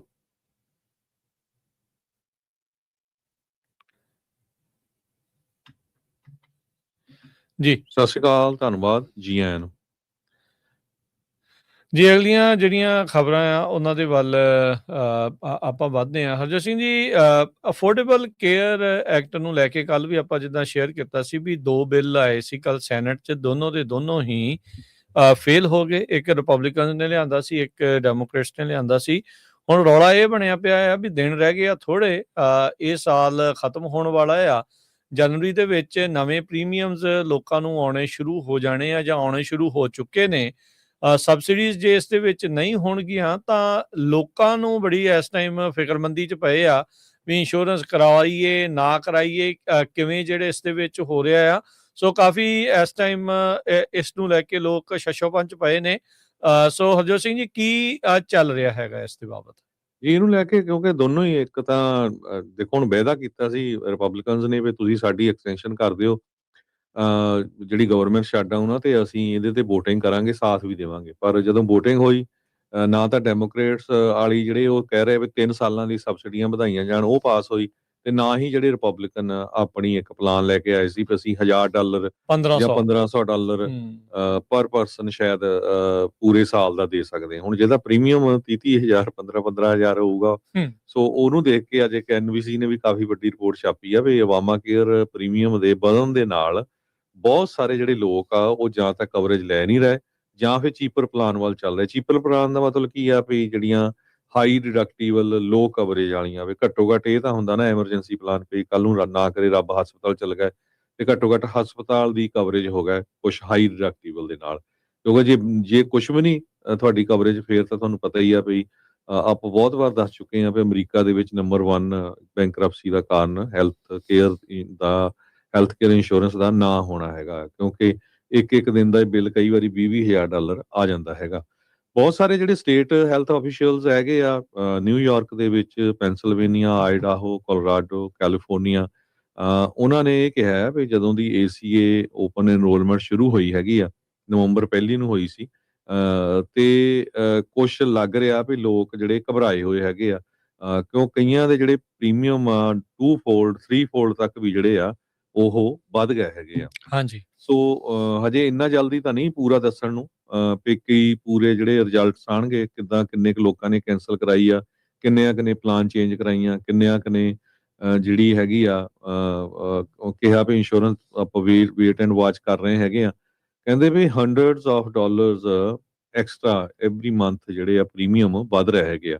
ਸੋ ਜਿਹਨੇ ਸਾਡੇ ਸਰੋਤੇ ਵੀ ਹੈਗੇ ਆ ਕੈਲੀਫੋਰਨੀਆ ਦੇ ਵਿੱਚ ਜਾਂ ਹੋਰ ਸਟੇਟਾਂ ਦੇ ਵਿੱਚ ਵੀ, ਪਲੀਜ਼ ਮੇਕ ਸ਼ੋਰ ਕਰ ਲਓ ਜਿਨ੍ਹਾਂ ਦੀ ਓਬਾਮਾ ਕੇਅਰ, ਕਿਉਂਕਿ ਹਰ ਸਟੇਟ 'ਚ ਹੈਲਥ ਇੰਸ਼ੋਰੈਂਸ ਦਾ ਡਿਫਰੈਂਟ ਨਾਂ ਆ। ਓਬਾਮਾ ਕੇਅਰ ਦਾ ਕੈਲੀਫੋਰਨੀਆ 'ਚ ਕਵਰਡ ਕੈਲੀਫੋਰਨੀਆ ਆ। ਮੇਕ ਸ਼ੋਰ ਕਰ ਲਓ, ਵੇਟ ਨਾ ਕਰੋ। ਵੈਸੇ ਤਾਂ ਆਟੋਮੈਟਿਕਲੀ ਰਿਨਿਊ ਹੋ ਜਾਣੀ ਆ। ਕਈਆਂ ਦੀ ਜੌਬ, ਕਿਸੇ ਦੀ ਇਨਕਮ ਘਟ ਗਈ, ਵੱਧ ਗਈ, ਫੈਮਿਲੀ ਸਾਈਜ਼, ਕਿਸੇ ਦਾ ਬੱਚਾ ਵਿਆਹ ਹੋ ਗਿਆ, ਕਿਸੇ ਦੇ ਬੱਚਾ ਐਡ ਹੋ ਗਿਆ, ਸੋ ਬਹੁਤ ਕੁਛ ਚੇਂਜਸ ਹੁੰਦੀਆਂ। ਸੋ ਆਪਣੇ ਇੰਸ਼ੋਰੈਂਸ ਏਜੰਟ ਨੂੰ ਵੀ ਕਾਲ ਕਰਕੇ ਕਨਫਰਮ ਕਰ ਲਓ। ਨਹੀਂ ਤਾਂ ਤੁਸੀਂ ਖਾਲਸਾ ਇੰਸ਼ੋਰੈਂਸ ਏਜੰਸੀ ਵੀ ਕਾਲ ਕਰ ਸਕਦੇ ਆ। ਅਸੀਂ 1992 ਤੋਂ ਇੰਸ਼ੋਰੈਂਸ ਬਿਜ਼ਨਸ ਦੇ ਵਿੱਚ ਹੈਗੇ ਆ, ਤੇ 2014 ਤੋਂ ਹੀ, ਜਦੋਂ ਤੋਂ ਓਬਾਮਾ ਕੇਅਰ ਸ਼ੁਰੂ ਹੋਈ ਆ, ਤਦ ਤੋਂ ਹੀ ਆਪਾਂ ਹਜ਼ਾਰਾਂ ਦੀ ਗਿਣਤੀ ਦੇ ਵਿੱਚ ਲੋਕਾਂ ਦੀ ਹੈਲਪ ਕੀਤੀ ਹੈਗੀ ਆ। ਤੇ ਖਾਲਸਾ ਇੰਸ਼ੋਰੈਂਸ ਏਜੰਸੀ ਦੇ ਆਫਿਸ ਕਾਲ ਕਰਨ ਦੇ ਲਈ ਤੁਸੀਂ ਕਾਲ ਕਰ ਸਕਦੇ ਹੋ 408-272-2500 ਦੇ ਉੱਤੇ। ਪਰ ਸੋ ਫਾਰ ਲੱਗ ਨਹੀਂ ਰਿਹਾ ਵੀ ਜੋ ਰਿਪਬਲਿਕਨ ਤੇ ਡੈਮੋਕ੍ਰੇਟਸ ਆ ਇਹ ਐਗਰੀ ਕਰਨਗੇ ਸਬਸਿਡੀ ਨੂੰ ਵਧਾਉਣ ਦੇ ਲਈ। ਜੀ ਬਿਲਕੁਲ। ਸੋ ਡੈਮੋਕ੍ਰੇਟਾਂ ਨੇ, ਜਿੱਦਾਂ ਤੁਸੀਂ ਕਿਹਾ ਵੀ ਸ਼ਟਡਾਊਨ ਖਤਮ ਕਰਨ ਦੇ ਲਈ ਕੁਛ ਕੁ ਨੇ ਉਦੋਂ ਸਾਥ ਦਿੱਤਾ ਸੀਗਾ ਇਸੇ ਵਾਅਦੇ ਦੇ ਨਾਲ। ਕੱਲ ਚੱਕ ਸ਼ੂਮਰ ਹੋਣੀ ਲੱਗੇ ਹੋਏ ਸੀਗੇ ਉੱਥੇ, ਕਹਿੰਦੇ ਵੀ ਜਦੋਂ ਟੁੱਥਪੇਸਟ ਦੇ ਵਿੱਚੋਂ ਪੇਸਟ ਬਾਹਰ ਨਿਕਲ ਜੇ ਤੇ ਫਿਰ ਮੁੜ ਕੇ ਵਾਪਸ ਨਹੀਂ ਆਉਂਦੀ। ਕਹਿੰਦੇ ਜਨਵਰੀ ਦੇ ਵਿੱਚ ਰਿਪਬਲਿਕਨਸ ਕਹਿੰਦੇ ਤੁਹਾਡੇ ਨਾਲ ਗੱਲ ਕਰਾਂਗੇ। ਉਹਨਾਂ ਨੂੰ ਪੱਤਰਕਾਰਾਂ ਨੇ ਵੀ ਪੁੱਛਿਆ ਸੀਗਾ ਟਰੰਪ ਹੋਣਾ ਨਾਲ ਗੱਲ ਹੋਈ, ਕਹਿੰਦੇ ਆਹੋ ਹੋਈ ਆ। ਉਹ ਕਹਿੰਦੇ ਵੀ ਰਾਸ਼ਟਰਪਤੀ ਤੇ ਕਹਿੰਦੇ ਵੀ ਨਵਾਂ ACA ਲਿਆਓ, ਇਹ ਵਾਲਾ ਰੱਦ ਕਰਨਾ ਹੈ ਅਸੀਂ, ਜੋ ਮਰਜ਼ੀ ਹੋ ਜਾਵੇ।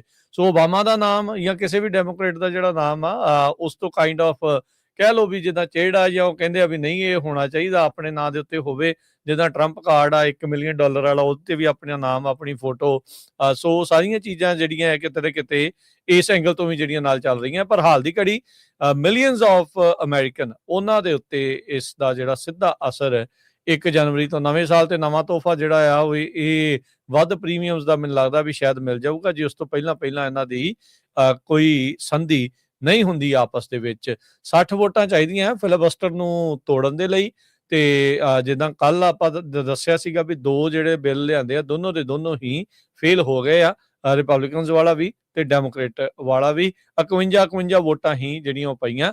ਜੇ ਸਿੰਪਲ ਮੈਜੋਰਟੀ ਹੁੰਦੀ ਤਾਂ ਸਰ ਸਕਦਾ ਸੀਗਾ, ਪਰ ਉਹ ਹੈ ਨਹੀਂ ਆ। ਫਿਲਬਸਟਰ ਦੇ ਲਈ 60 ਵੋਟਾਂ ਜਿਹੜੀਆਂ ਚਾਹੀਦੀਆਂ ਉਹ ਹਾਲ ਦੀ ਘੜੀ ਕਿਸੇ ਦੇ ਕੋਲ ਵੀ ਮੌਜੂਦ ਨਹੀਂ ਆ।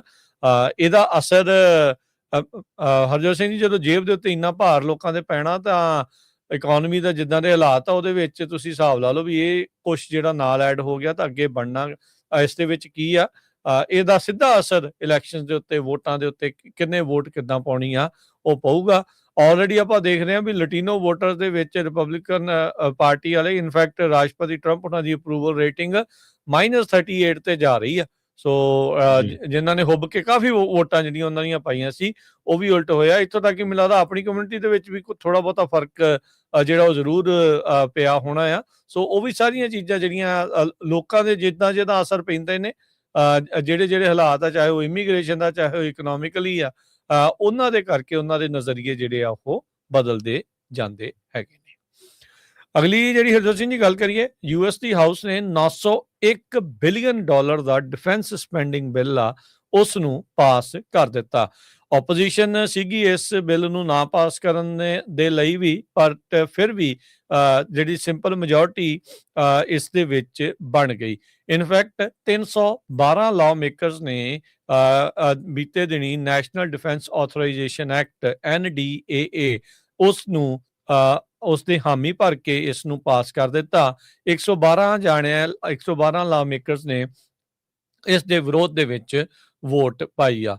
$901 ਬਿਲੀਅਨ ਹਰਜੋਤ ਸਿੰਘ ਜੀ 1 ਸਾਲ ਦੇ ਵਿੱਚ ਮਿਲਟਰੀ ਦੇ ਉੱਤੇ ਸਪੈਂਡ ਅਮਰੀਕਾ ਆਉਂਦੇ ਸਾਲ ਦੇ ਵਿੱਚ ਕਰਨ ਜਾ ਰਿਹਾ ਆ 2026 ਦੇ ਫਿਸਕਲ ਈਅਰ। ਇਹ $8 ਬਿਲੀਅਨ ਵੱਧ ਹੈਗਾ ਆ ਜਿੰਨਾ ਰਾਸ਼ਟਰਪਤੀ ਟਰੰਪ ਨੇ ਮੰਗ ਕੀਤੀ ਸੀਗੀ ਮਈ ਮਹੀਨੇ ਦੇ ਵਿੱਚ। ਸੋ ਜਿੰਨਾ ਉਹਨਾਂ ਨੇ ਕਿਹਾ ਸੀ ਉਹਦੇ ਨਾਲੋਂ ਵੀ ਵੱਧ ਇਹਨਾਂ ਨੂੰ ਇਹ ਜਿਹੜੀ ਰਾਸ਼ੀ ਆ ਉਹ ਪ੍ਰਦਾਨ ਕੀਤੀ ਗਈ ਆ। 3086 ਪੇਜਾਂ ਦਾ ਇਹ ਬਿੱਲ ਬੀਤੇ ਐਤਵਾਰ ਪੇਸ਼ ਕੀਤਾ ਗਿਆ ਸੀਗਾ। ਉਸ ਦੇ ਉੱਤੇ ਗੱਲਬਾਤ ਜਿਹੜੀ ਹਰਜੋਤ ਸਿੰਘ ਜੀ ਹੋਣ ਤੋਂ ਬਾਅਦ ਚ ਇਵੈਂਚੁਅਲੀ ਇਸ ਨੂੰ ਪਾਸ ਕਰ ਦਿੱਤਾ ਗਿਆ ਹੈਗਾ ਆ। ਇਸ ਮੈਜਰ ਦੇ ਵਿੱਚ ਕਹਿੰਦੇ ਵੀ ਰੱਖਿਆ ਗਿਆ ਵੀ ਜਿਹੜਾ ਪੈਂਟਾਗਨ ਆ ਉਹ ਘੱਟੋ ਘੱਟ 76,000 ਫੌਜਾਂ ਦਾ ਜਿਹੜਾ ਆંકੜਾ ਆ, ਨੰਬਰ ਆ ਉਹ ਰੱਖੇਗਾ। ਤੇ ਜਿਹੜੇ ਯੂਰਪ ਦੇ ਵਿੱਚ ਜਿਹੜਾ ਮੇਜਰ ਇਕਵਿਪਮੈਂਟ ਸਟੇਸ਼ਨ ਹੈ ਜਿਹੜਾ ਉਹ ਹੈਗਾ ਆ, ਤੇ ਅਨਲੈਸ ਨਾਟੋ ਐਲਾਈਜ਼ ਆਰ ਕੰਸਲਟਡ। ਸੋ ਯੂਰਪ ਦੇ ਵਿੱਚ 76,000 ਫੌਜੀ ਜਿਹੜੇ ਆ ਇਹ ਇਹਨਾਂ ਨੇ ਉੱਥੇ ਰੱਖਣੇ ਹੈਗੇ ਆ ਇਸ ਮੈਜਰ ਦੇ ਤਹਿਤ। ਬਿੱਲ ਦੇ ਵਿੱਚ ਕਹਿੰਦੇ ਦਬਾਅ ਇਹ ਵੀ ਹੈਗਾ ਆ ਡਿਫੈਂਸ ਸਕੱਤਰ ਪੀਟ ਹੈਗਸਟ ਦੇ ਉੱਤੇ ਟਰਾਂਸਪੇਰੈਂਸੀ ਨੂੰ ਲੈ ਕੇ। NDAA ਕਹਿੰਦੇ ਵੀ ਇਹਦੇ ਵਿੱਚ ਇੱਕ ਪੀਸ ਆਫ ਲੈਜਿਸਲੇਸ਼ਨ ਦੇ ਵਿੱਚ ਇਹ ਵੀ ਆ, ਟਿਪੀਕਲ ਹੁੰਦਾ ਸੀਗਾ ਵੀ ਜਿਹੜੀ ਬਾਈਪਾਰਟੀਜ਼ਨ ਸਪੋਰਟ ਜਿਸ ਨੂੰ ਅਕਸਰ ਮਿਲਦੀ ਰਹੀ ਆ ਵੀ ਕਾਂਗਰਸ ਦੇ ਥਰੂ ਹੀ ਜਿਹੜਾ ਉਹ ਚੱਲਦਾ ਰਹੇ, ਜਿੱਦਾਂ 1961 ਤੋਂ ਚੱਲਦਾ ਜਿਹੜਾ ਉਹ ਆ ਰਿਹਾ ਆ। ਵੋਟ ਤੋਂ ਪਹਿਲਾਂ ਦੋਨਾਂ ਪਾਰਟੀਆਂ ਦੇ ਜਿਹੜੇ ਮੈਂਬਰਸ ਆ ਉਹਨਾਂ ਨੇ ਲਾ ਮੇਕਰਸ ਨੂੰ ਕਿਹਾ ਵੀ ਇਸ ਵਾਈਟਲ ਡਿਫੈਂਸ ਲੈਜਿਸਲੇਸ਼ਨ ਦੇ ਹੱਕ ਦੇ ਵਿੱਚ ਵੋਟ ਜਿਹੜੀ ਉਹ ਪਾਈ ਜਿਹੜੀ ਉਹ ਜਾਵੇ। ਪਰ 300 ਤੋਂ ਵੱਧ ਜਾਣਿਆਂ ਨੇ ਹੱਕ ਦੇ ਵਿੱਚ, 312 ਨੇ ਹੱਕ 'ਚ ਤੇ 112 ਨੇ ਵਿਰੋਧ ਦੇ ਵਿੱਚ ਇਸ ਬਿੱਲ ਦੇ ਵੋਟ ਪਾਈ ਆ।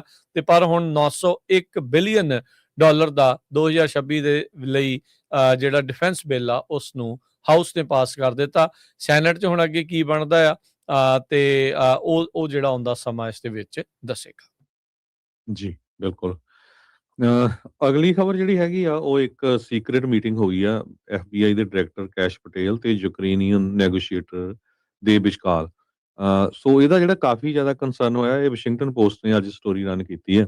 ਕਹਿੰਦੇ ਵੀ ਪ੍ਰੈਸ਼ਰ ਪਾਇਆ ਜਾ ਰਿਹਾ ਯੂਕਰੇਨ ਦੇ ਉੱਤੇ ਪਈ ਜੋ ਜੰਗ ਆ ਉਸ ਨੂੰ ਬੰਦ ਕਰਨ ਦੇ ਲਈ ਜਿਹੜੀ ਡੀਲ ਆ ਛੇਤੀ ਤੋਂ ਛੇਤੀ ਬਣਾਈ ਜਾਵੇ। ਪਿਛਲੇ ਕਈ ਹਫ਼ਤਿਆਂ ਤੋਂ ਯੂਕਰੇਨ ਦੇ ਪ੍ਰੈਜ਼ੀਡੈਂਟ ਵਲਾਡੀਮੀਰ ਜ਼ੈਲੈਂਸਕੀ ਨੇ ਜਿਹੜੇ ਨੈਗੋਸ਼ੀਏਟਰਸ ਹੈਗੇ ਆ ਰਸਟਮ ਉਮਰਵੋ ਇੱਕ ਉਹ ਮਿਆਮੀ ਨੂੰ ਵੀ ਆਏ ਸੀ 3 ਟਾਈਮ ਉਹਨਾਂ ਦੇ ਨਾਲ ਵੀ ਜਿਹੜੀ ਗੱਲਬਾਤ ਹੋਈ ਹੈਗੀ ਆ।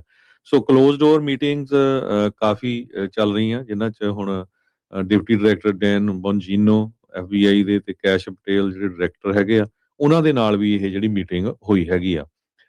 ਸੋ ਕੁਛ ਨਾ ਕੁਛ ਦੇਖੋ ਰਿਜ਼ਲਟ ਕੀ ਨਿਕਲਦਾ ਪਰ ਜਿਹੜੇ ਯੂਰਪੀਅਨ ਮੁਲਕ ਆ ਉਹ ਯੂਕਰੇਨ ਨੂੰ ਕਹਿੰਦੇ ਵੀ ਅਸੀਂ ਤੁਹਾਡੇ ਨਾਲ ਆ ਤੇ ਸਾਨੂੰ ਲੱਗਦਾ ਇੱਕ ਤਰ੍ਹਾਂ ਦੇ ਨਾਲ ਤੁਹਾਨੂੰ ਜਿਹੜਾ ਆ ਸਰੈਂਡਰ ਕਰਨ ਦੀ ਕੋਸ਼ਿਸ਼ ਹੀ ਕੀਤੀ ਜਾ ਰਹੀ ਹੈਗੀ ਆ। ਸੋ ਇਹ ਪਹਿਲੀ ਵਾਰੀ ਹੋਇਆ ਵੀ ਜਿਹੜੇ FBI ਦੇ ਡਾਇਰੈਕਟਰ ਆ ਇਹ ਨੈਗੋਸ਼ੀਏਟਰਸ ਦੇ ਨਾਲ ਉਹਨਾਂ ਨੇ ਗੱਲਬਾਤ ਕੀਤੀ ਹੈਗੀ ਆ। ਜੀ। ਹਰਜੋਤ ਸਿੰਘ ਜੀ ਇੱਕ ਬ੍ਰੇਕ ਤੋਂ ਬਾਅਦ 'ਚ ਮੁੜਦੇ ਹਾਂ ਆਪਾਂ ਵਾਪਸ। ਖਬਰਾਂ ਦਾ ਸਿਲਸਿਲਾ ਏਦਾਂ ਹੀ ਜਾਰੀ ਰਹੇਗਾ।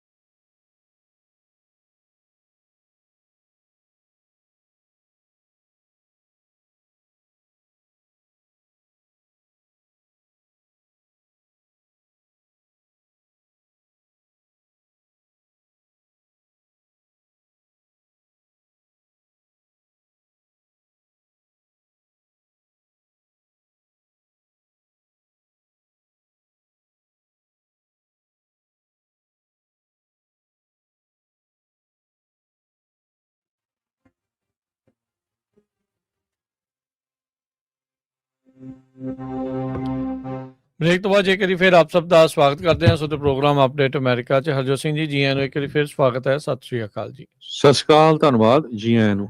ਆਪਣੇ ਨਾਲ ਇਸ ਮੌਕੇ ਊੜਾ ਡੈਟ ਰਿਲੀਫ ਤੋਂ ਜੁੜ ਚੁੱਕੇ ਨੇ ਨਿਰਮਲ ਮਾਨ ਜੀ ਤੇ ਉਹਨਾਂ ਦੇ ਨਾਲ ਆਪਾਂ ਗੱਲਬਾਤ ਕਰਦੇ ਉਹਨਾਂ ਨੂੰ ਜੀ ਆਇਆਂ ਨੂੰ ਆਖਦੇ ਹਾਂ। ਹਾਂਜੀ ਨਿਰਮਲ ਮਾਨ ਜੀ, ਜੀ ਆਇਆਂ ਨੂੰ ਸਵਾਗਤ ਹੈ। ਸਤਿ ਸ਼੍ਰੀ ਅਕਾਲ ਜੀ। ਸਤਿ ਸ਼੍ਰੀ ਅਕਾਲ ਰਾਜ ਜੀ, ਸਤਿ ਸ਼੍ਰੀ ਅਕਾਲ ਹਰਜੋਤ ਭਾਜੀ, ਸਾਰਿਆਂ ਨੂੰ ਸੁਣਨ ਵਾਲੇ ਨੇ ਮੇਰੇ ਵੱਲੋਂ ਬਹੁਤ ਪਿਆਰ ਭਰੀ ਸਤਿ ਸ਼੍ਰੀ ਅਕਾਲ। ਸਤਿ ਸ਼੍ਰੀ ਅਕਾਲ ਜੀ। ਨਿਰਮਲ ਮਾਨ ਜੀ, ਕਰਜ਼ੇ ਦਾ ਜਿਹੜਾ ਦੈਂਤ ਆ ਉਹ ਵੱਖ-ਵੱਖ ਰੂਪਾਂ ਦੇ ਵਿੱਚ ਲੋਕਾਂ ਨੂੰ ਤੰਗ ਪਰੇਸ਼ਾਨ ਕਰ ਰਿਹਾ। ਇਕਨੋਮਿਕਲੀ ਜਿੱਦਾਂ ਦੇ ਹਾਲਾਤ ਜਿਹੜੇ ਉਹ ਚੱਲ ਰਹੇ ਆ, ਜੋ ਸਥਿਤੀ ਬਣੀ ਪਈ ਆ, ਇੰਡਸਟਰੀਜ਼ ਦੇ ਉੱਤੇ ਕਾਫੀ ਅਸਰ ਪੈ ਰਿਹਾ, ਖਾਸ ਕਰਕੇ ਜਿਹੜੀ ਆਪਣੀ ਕਮਿਊਨਿਟੀ ਜਿਹੜੀ ਇੰਡਸਟਰੀ ਦੇ ਨਾਲ ਜੁੜੀ ਹੋਈ ਆ, ਉਹਨਾਂ ਸਾਰਿਆਂ ਦੇ ਵਿੱਚ ਹੀ ਕਿਤੇ ਨਾ ਕਿਤੇ ਦੌਰ ਇਦਾਂ ਦਾ ਚੱਲ ਰਿਹਾ ਆ। ਸੋ ਇਸ ਮੌਕੇ ਦੇ ਉੱਤੇ ਤੁਹਾਡੀ ਕੰਪਨੀ ਕਿੱਦਾਂ ਜਿਹੜੀ ਉਹ ਮਦਦ ਕਰ ਸਕਦੀ ਹੈ ਉਹਨਾਂ ਲੋਕਾਂ ਦੇ ਲਈ ਜਿਹੜੇ ਇਸ ਟਾਈਮ ਕਰਜ਼ੇ 'ਚ ਡੁੱਬੇ ਪਏ ਨੇ?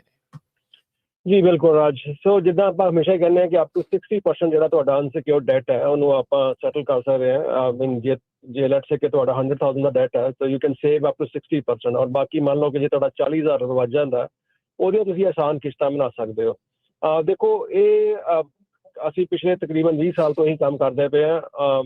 ਡੈਟ ਸੈਟਲਮੈਂਟ ਦਾ ਇੱਕ ਵੀ ਨਿੱਕਾ ਪੈਸਾ ਅਪਫਰੰਟ ਨਹੀਂ ਲੈਂਦਾ ਜਿੰਨਾ ਚਿਰ ਤੁਹਾਡਾ ਕਰਜ਼ਾ ਮਾਫ ਨਹੀਂ ਹੋ ਜਾਂਦਾ।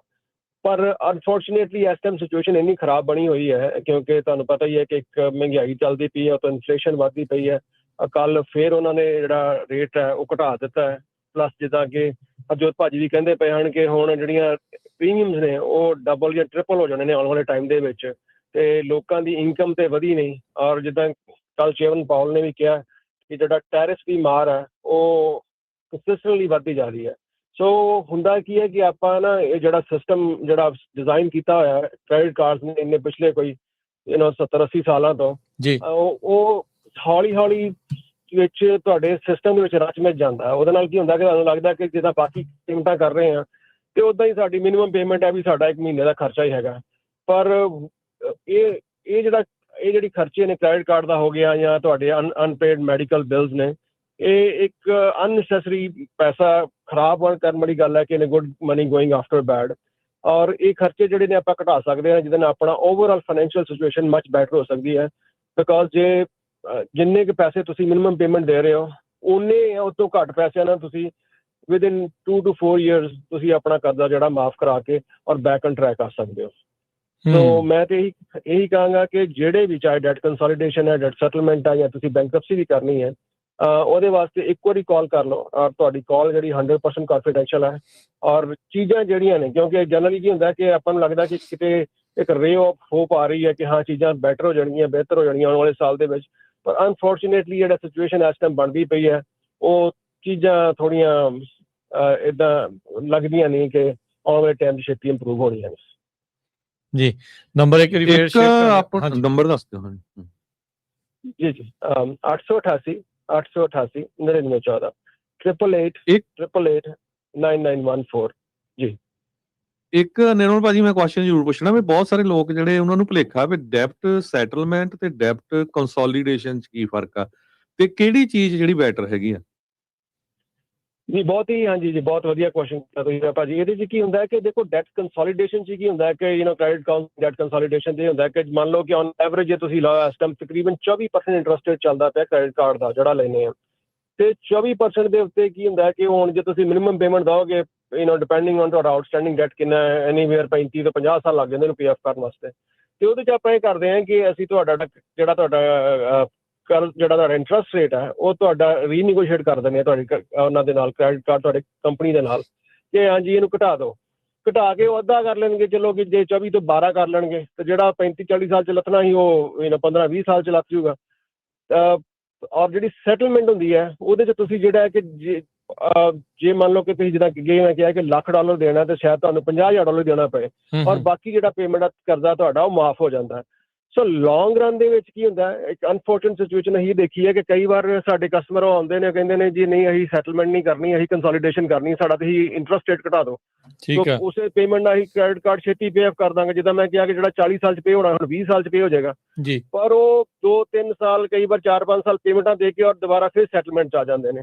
ਸੋ ਸੈਟਲਮੈਂਟ ਜਿਹੜਾ ਤੁਹਾਨੂੰ ਬਿਲਕੁਲ ਸੁਰਖਰੂ ਕਰ ਦਿੰਦਾ, ਇੱਕਦਮ ਕਰਜ਼ਾ ਤੁਹਾਡਾ ਲਾਹ ਦਿੰਦਾ ਇੰਸਟੈਡ ਕਿ ਜੇ ਤੁਸੀਂ ਉਹ ਪੇਮੈਂਟਾਂ ਇੰਟਰਸਟ ਰੇਟ ਘਟਾ ਕੇ ਤੇ ਪੇਮੈਂਟਾਂ ਪੂਰੀਆਂ ਦਿੰਦੇ ਹੋ, ਔਰ ਐਕਚੁਅਲੀ ਉਹਦੇ 'ਚ ਵੀ ਤੁਸੀਂ ਜਿੱਥੇ 10,000 ਦੇਣਾ ਸੀ ਉਹ ਤੇ ਤੁਸੀਂ 40 ਜਾਂ 50,000 ਦੇ ਕੇ ਛੋੜਦੇ ਹੋ। ਸੋ ਇਨ ਲੌਂਗ ਰਨ ਇਨ ਮੋਸਟ ਕੇਸਿਸ ਜਿਹੜਾ ਸੈਟਲਮੈਂਟ ਹੈ ਦੈਟਸ ਅ ਬੈਟਰ ਆਪਸ਼ਨ। ਜੀ ਬਿਲਕੁਲ।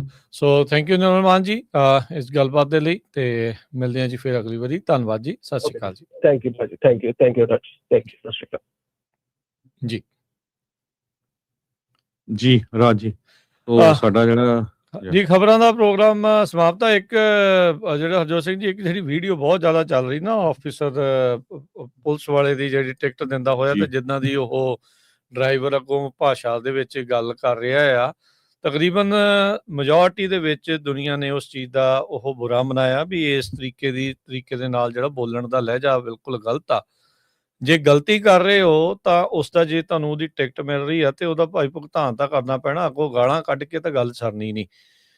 ਜਾਂ ਤਾਂ ਹੋਵੇ ਨਾ ਵੀ ਗਲਤੀ ਨਹੀਂ ਕਰ ਰਹੇ ਤਾਂ ਫਿਰ ਤੁਹਾਨੂੰ ਧੱਕੇ ਨਾਲ ਟਿਕਟ ਦੇ ਰਿਹਾ, ਤੇ ਫਿਰ ਉਹ ਉਸ ਚੀਜ਼ ਦੀ ਵੀਡੀਓ 'ਚੋਂ ਮੈਂਸ਼ਨ ਕਰਨੀ ਚਾਹੀਦੀ ਉਹ ਚੀਜ਼ ਤੁਹਾਨੂੰ, ਰਾਦਰ ਦੈਨ ਤੁਸੀਂ ਉਹਨਾਂ ਗਾਲਾਂ ਜਿਹੜੀਆਂ ਉਹ ਕੱਢੀ ਜਿਹੜੀ ਉਹ ਜਾਓ।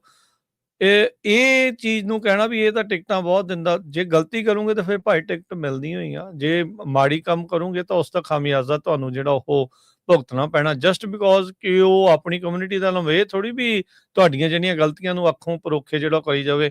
ਕੱਲ ਨੂੰ ਕਹੋਗੇ ਵੀ ਬੰਦੇ ਨੇ ਕਤਲ ਕਰਤਾ, ਵੀ ਲੈ ਯਾਰ ਤੂੰ ਤਾਂ ਆਪਣਾ ਬੰਦਾ ਹੈ, ਭਾਈਵਾਲ ਫੜਨਾ ਹੈ, ਤੂੰ ਫੜਨਾ ਸਾਨੂੰ, ਇਦਾਂ ਥੋੜੀ ਹੁੰਦਾ ਆ।